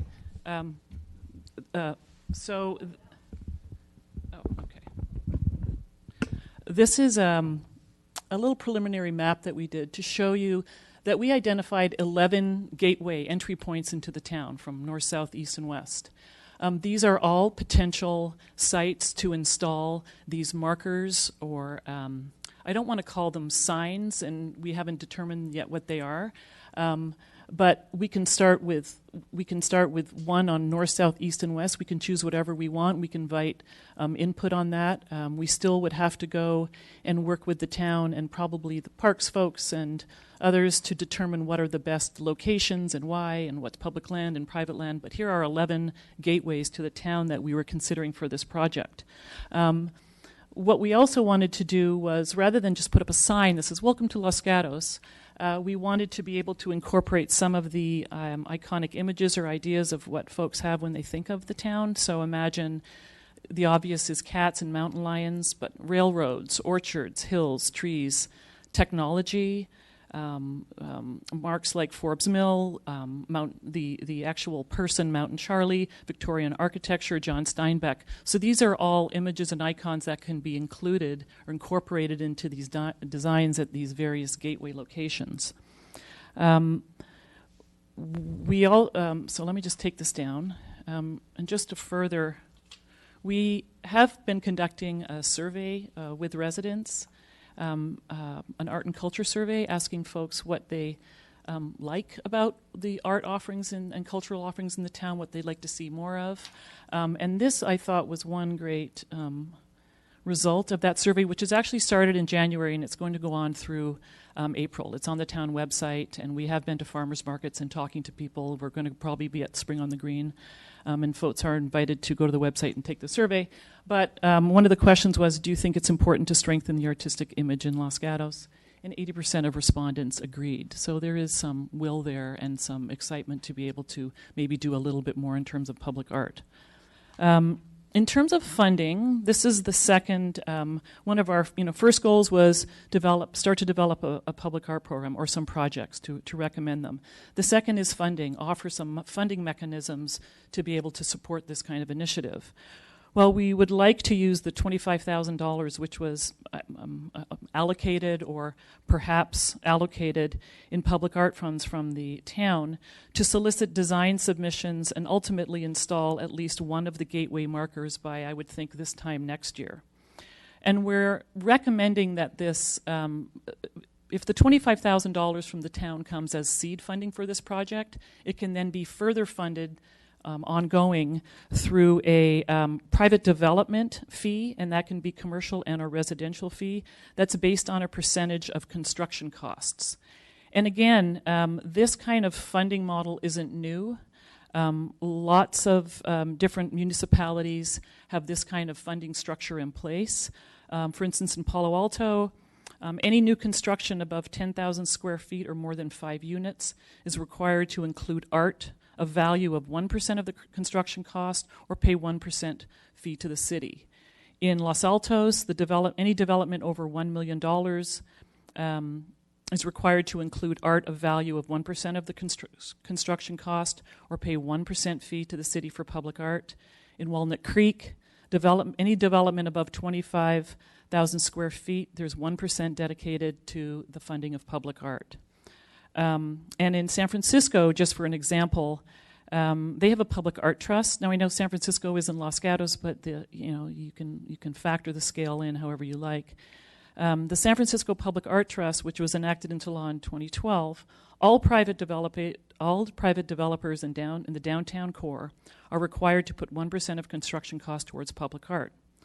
And in the cases where developers don't want to actually install public art on their premises or on the buildings that they're building, the Public Art Trust allows them to place it in a designated location off-site. So the Art Commission and the Public Art Trust will help those developers decide where to place a piece of public art if they don't want to do it, through their own initiative. And there's actually a pretty exciting public art initiative on the books right now for San Francisco that is kind of taking advantage of this Public Art Trust. So those are the ideas. It's a gateway project to start, using the $25,000 as a seed fund to get at least the first installation on the ground, and then in tandem asking the town to consider investigating the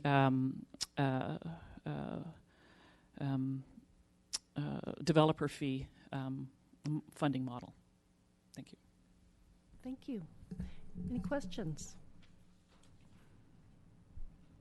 Actually, I do have, again, a process question. So assuming $25,000 is awarded for this gateway, how would the process work? Would that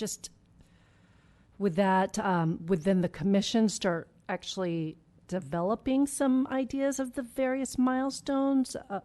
Walk me through at least what the commission is thinking, how they would proceed if you got a green light to move ahead.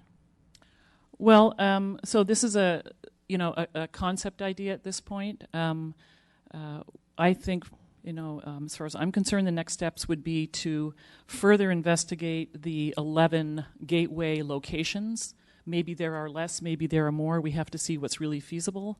When we talk about installing something, is it a good location? Maybe something's close to a freeway and that's not going to really work. So we would start to look at those locations and involve other town departments who I assume would have to help us make those determinations as well.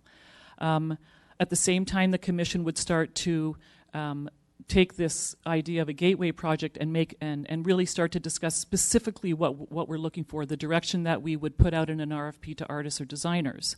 So it's one thing to say, well, just put some things at these various corners. It's what and how will that be determined? And so we will have to have that discussion. I think that the idea of deciding on specific icons that we could then maybe go out into the public realm and say, here are the 10, if you're going to look at 10 objects or 10 icons from the town, here are 10 that we're considering for these gateway projects. What do you all think? And get some buy-in, or maybe there's better ideas. So we would be doing that.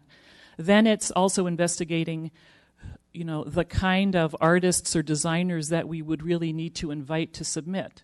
It's not just any artist. It would probably have to be the combination of some kind of design and probably architectural or construction, maybe even a group that would have to kind of bid on this type of thing. So we start to investigate those ideas.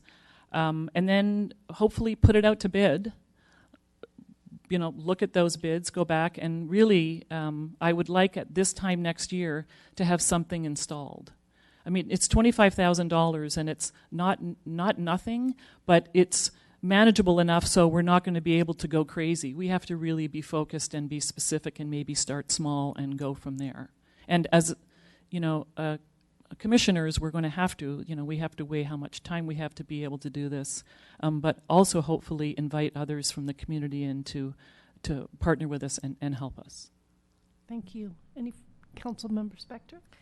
Thank you. I do have questions for the speaker, but before that, the $25,000, is that already in the budget? It's a placeholder from your priority setting discussion back in January. If you accept the recommendation before you tonight, you will see it in the proposed capital budget, and you'll be discussing that again in mid-May. All right. First of all, I like the idea of focusing, prioritizing, limiting, your objectives, and saying that you would hope to get it done in 1 year. I think that's good. With regard to the request for proposal, you're going to have to get you're going to have to figure out what you want in that RFP.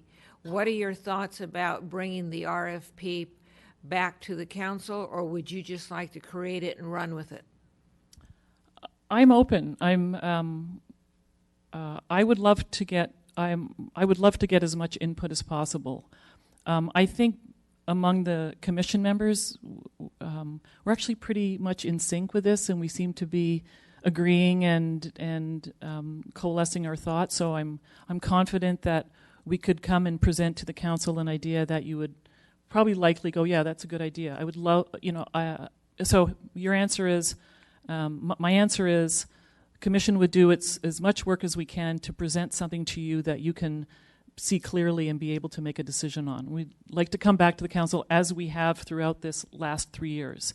Every step along the way where we've made some big decisions, we've come back to the council and reported, and we'd like to do that again.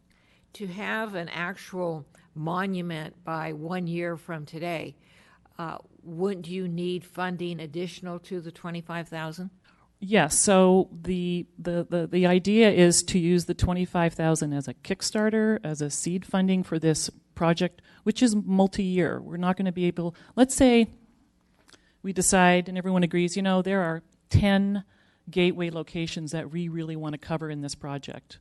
So we're going to need 10 installations. Well, 10 installations is going to take several years, probably. The development fee that can be researched, again, I would imagine through the town staff, is our recommended way to at least continue to fund this project. We're not relying on $25,000 every year from the town. We're looking outside for other funding mechanisms that can continue. Construction will continue. That percentage will continue. Perhaps there's, if what we deliver after the first year is so exciting and people love it, then who knows? You might get private groups that want to come in and fund. You might want to get someone like Netflix that wants to come in and say, well, if you're going to pay tribute to Los Gatos as one of the centers of Silicon Valley, well, then we want to support that as well. So we can invite them. Well, don't get too excited about I know. that. But, there's one part that I forgot to mention that I think is important, is, all of these things like cats and Victorian homes and all of these images or icons, what we would love to be able to do is ultimately combine all those elements into one capstone piece that we could install in the town somewhere. So you bring all those elements together and tell that big story through one piece, but each one is represented in each of the gateways, so it ties that all together. Well, I'm going to bring you back to simplicity because I like the simplicity. Why is it that you said that staff would have to research funding sources? Why does staff have to do it? Why can't members of the commission do it? We can certainly do that. That's perhaps ignorance on my part. I don't know how this is done. We can propose these funding models, and I don't know what you would like. We're not sure what we should go ahead with doing and what the council might recommend to staff to do. Okay. We'll do whatever you want us to do. Thank you. Thank you, Mayor Sack. I guess my question ultimately comes do you think $25,000 is enough for a gateway project? My concern a little bit is, I like the idea you want to press ahead and get something installed within a year.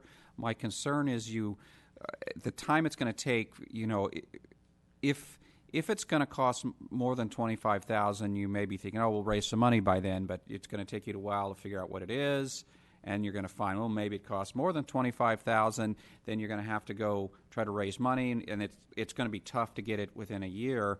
And my concern would be that you come up with something that's maybe let's call it inadequate because you wanted to get it done in a year and you didn't have time to raise enough money for it. So the question really comes down to, is $25,000 enough to do one?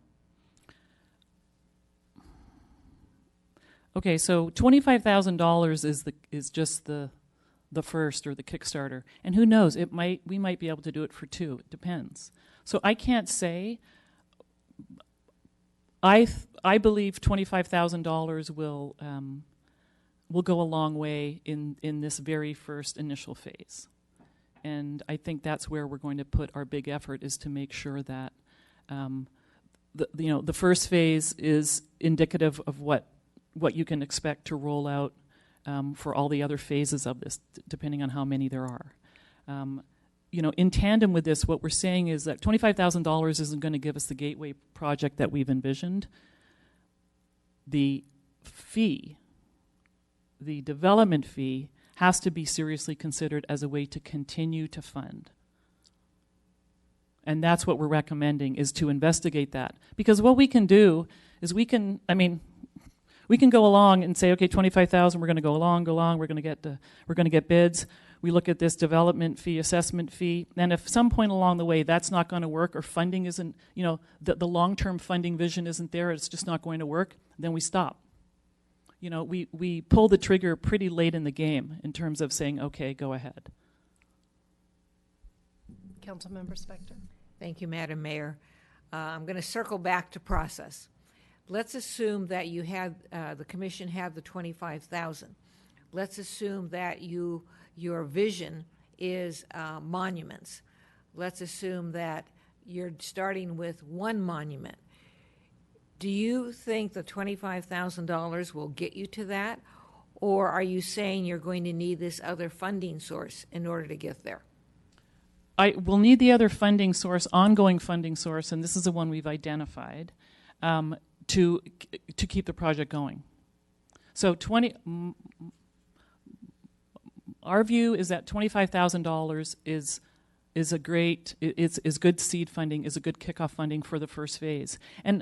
And I just want to pull back on using the word monument, because that sounds monumental, and it's a marker of some kind. It can be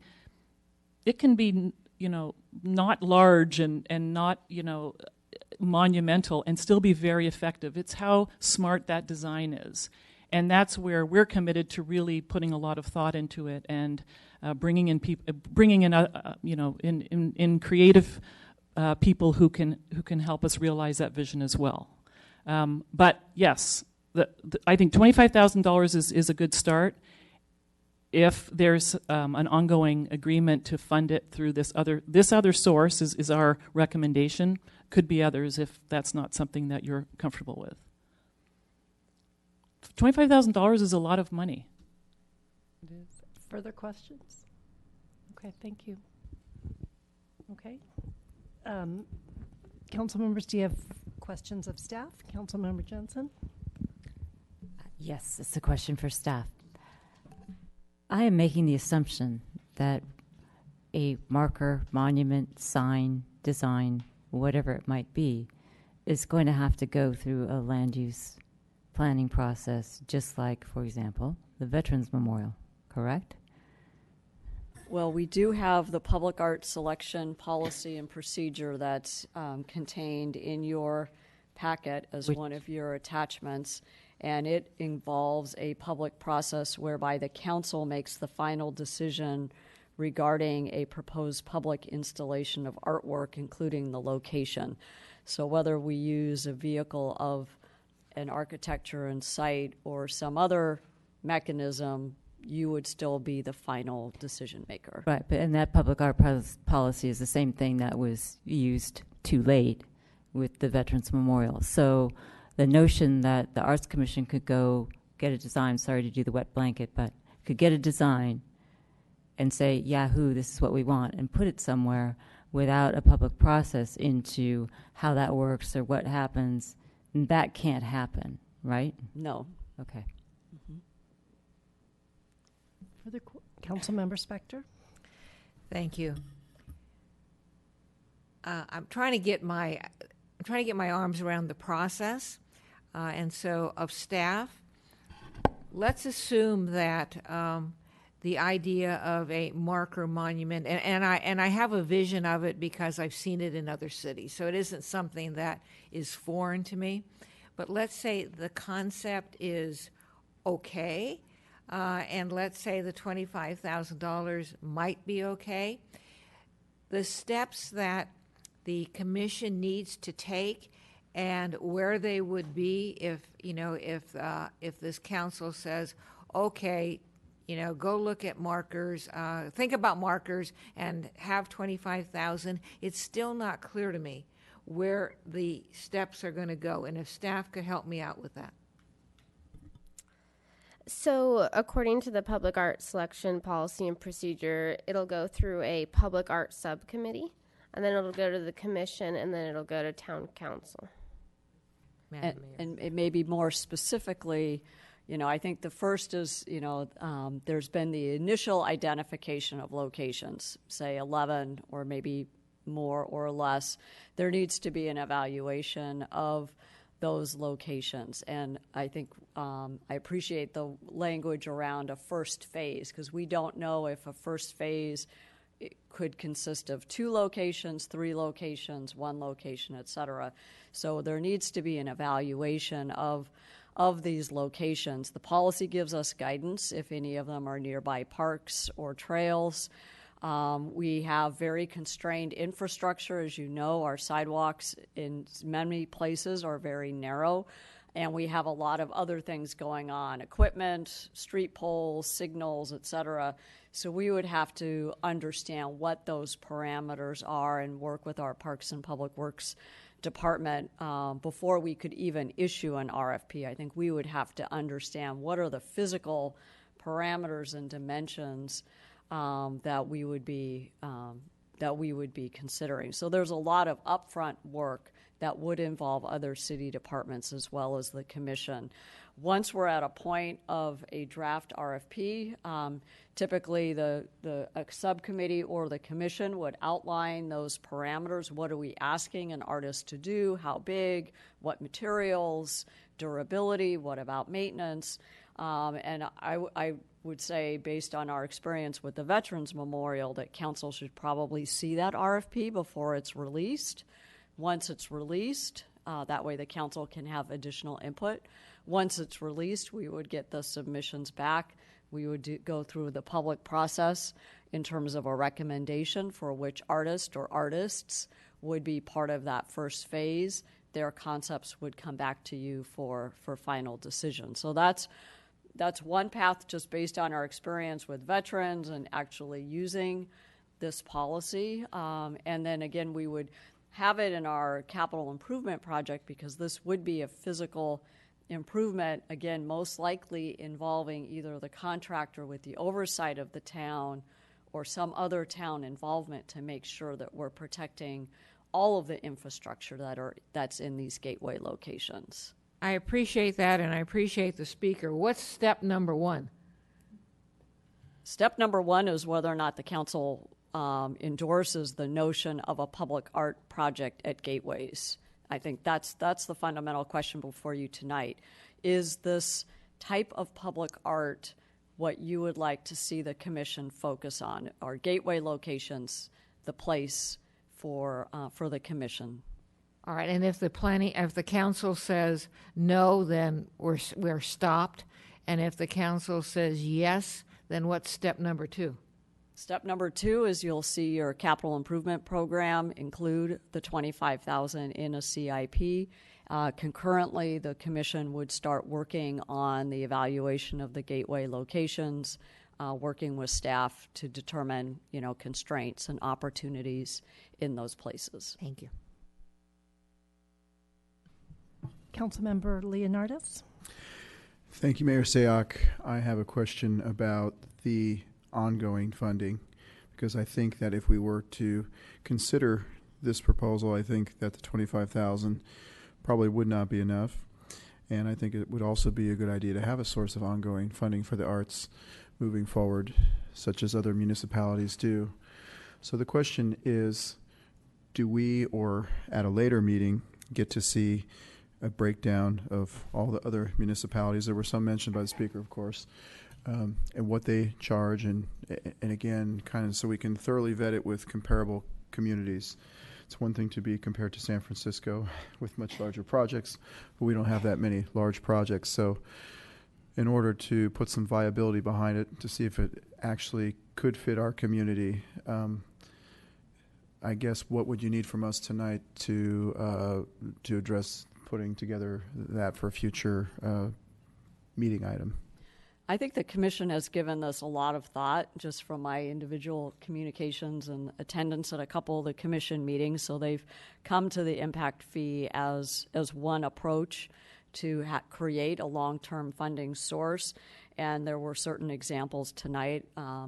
Really, this is a big job, because it would involve the town attorney's office. It would involve other departments to actually do that benchmarking. But then, if the council is interested, this would actually need to become a strategic priority, because we would have to do a formal nexus study to make sure that the linkage of the fee, whether it's 1% or some percent of building valuation, has a clear nexus with public art. And many of these fees were established many years ago, so they're long-standing, but there have been other cities that have tried this more recently that have been challenged. So we would want to be careful that if we do pursue this, that we've got the right documentation as we move forward. This is not currently in our work plan. So the question I have then is, I like the concept of the gateway, and I like the concept of identifying future funds to continue that. And like you said, it's not part of this year's priority work plan. So should it be put on to next year's and identified, and the council decide it's a priority, how would that pause work out with the commission's activity for the year?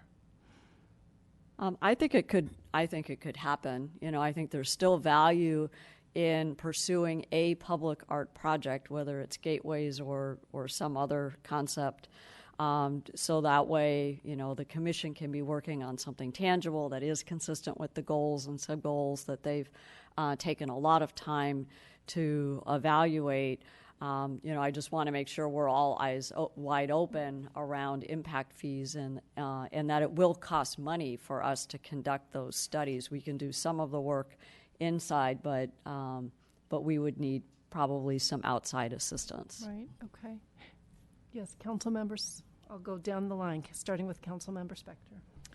Thank you, Madam Mayor. What I hear staff saying is that the Art Commission has done a good job. They can go ahead along their line of thinking, but that it's going to take in fiscal year 17-18 or 18-19 before the council, before the town decides whether or not it has the funding or even wants to pursue the funding.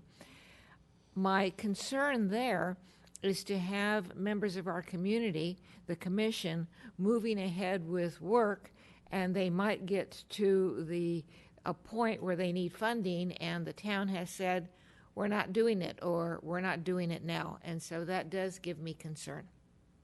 Madam Mayor, if I may, I think $25,000 is really a nice statement for the council. And I think based on this conversation, one thing the commission may think about is, in the evaluation of the 11 or so gateway locations, are there a couple of sites that are particularly important, so that if, say, for whatever reason, we only were able to do 2 or 3 installations, have we chosen the highest priority gateways, so that way it would still hold together intact, even if we aren't able to do more in the immediate term. So that might be another approach so that way the project would still be valid and would still be a great contribution to the town. Let me just follow up. So are you saying the $25,000 could get a product, whether it's one product or three product, you could get a product? I think so. You know, I that's at least, I'm not an artist, but given some of the other things that I've seen, I think it's possible. A lot of it's going to depend on, is it lit, you know, or, you know, what are some of the other requirements that we're looking at? Does it have a water feature, you know, whatever. Thank you. Thank you, Mayor. So, you know, I see this as two pieces, and the first piece I think I'm decided on. I think that Gateway project is a really good idea. I've always thought that Los Gatos was kind of lacking. Not even sure we have a welcome to Los Gatos anywhere other than maybe the green sign with our population on it. So that in some ways that's maybe a little embarrassing that we don't, a town as special as ours, we don't have anything. So I definitely would be in favor of giving them $25,000 to move ahead with that. Locations, you know, certainly the edge of town, but I would think first I would want to do downtown. That's, you know, the gateways to, at least one of the gateways to downtown, because that, you know, to me that's where you know, most places, they start with their downtown. Again, we don't even have a sign at our downtown that says Los Gatos downtown. So my concern again with, you know, to me, and I could be wrong, could be somewhere else, but the gateway to downtown is really Santa Cruz and Route 9. Maybe you'd want to call it further up Winchester, but to me that's kind of the gateway, especially since you've got a lot of through traffic on 9 going by on the way to the highway. So they're sort of looking into downtown. So then my concern becomes, if I think about that corner, can you do something small and it even being seen? Because it's sort of there's not a lot of space. The sidewalks, like you said, there's not a lot of room on the sidewalks. Can you do something small and have it even noticed? Or do you have to do something that maybe spans the street, or I don't know what? And will then there be enough money for it? So I don't want to, you know, my personal feeling would be let's do downtown gateway first, but I don't want to do something inadequate because we don't have enough money. And, you know, so again, lots of work to figure that out. Then if I go to the second part, which is really where my questions are, is the continued source of funding. I'm very hesitant to add more development fees. And, you know, the first thing that came to mind when you talk about a nexus study, I start thinking, oh, geez, now that's going to be a lot of money. And so the first question comes to mind is, well, how much per year do we think we're trying to generate? And how many years worth of money we're trying to generate is it going to cost us to get that flow? For example, if it costs us $100,000 to get through a nexus study and we only want $25,000 a year, I'm almost tempted to say pay it out of our general fund and not go try to do a development fee. For example, I'd want to understand how much we're spending in order to get this trickle of funds, or how much trickle of funds do we really need? If I had to decide, you know, so nexus study is kind of your legal proof that you have a reason for it, but I would also want to understand what is the totality of development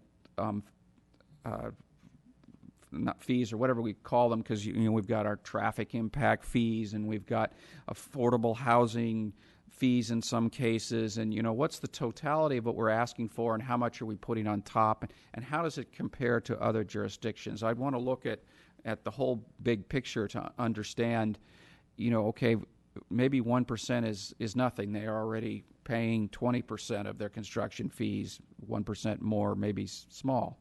So I would want to understand a lot more before making a decision on it, and I'm very hesitant to move in that direction. Councilmember Jensen. Will the mayor entertain a motion? So I think I hear the consensus from the council that council thanks the Arts Commission and appreciates the work they've done on their strategic plan, is generally in favor of the Gateway Art Project that we've heard about, although we don't know what form it will take. and that we're not prepared, given the variables, to consider continuing funding this evening. However, that we are willing to put aside the $25,000 for them to pursue those ideas, come back to the council or among themselves or to staff with what those ideas are. So my motion is to approve their strategic plan, endorse the Gateway Art project that they have in mind, and to give them a startup seed money one-time fee of $25,000 as set aside in our strategic plan session earlier this year. I'll second. Any further questions or comments? Okay. All in favor? Aye. Aye. Aye. Opposed? Passes unanimously. And so with regard to the Nexus study, I think we'll just add that to next year's growing list of potential priorities. Okay. And with that, if there are no further comments, I'll go ahead and adjourn tonight's meeting. Thank you.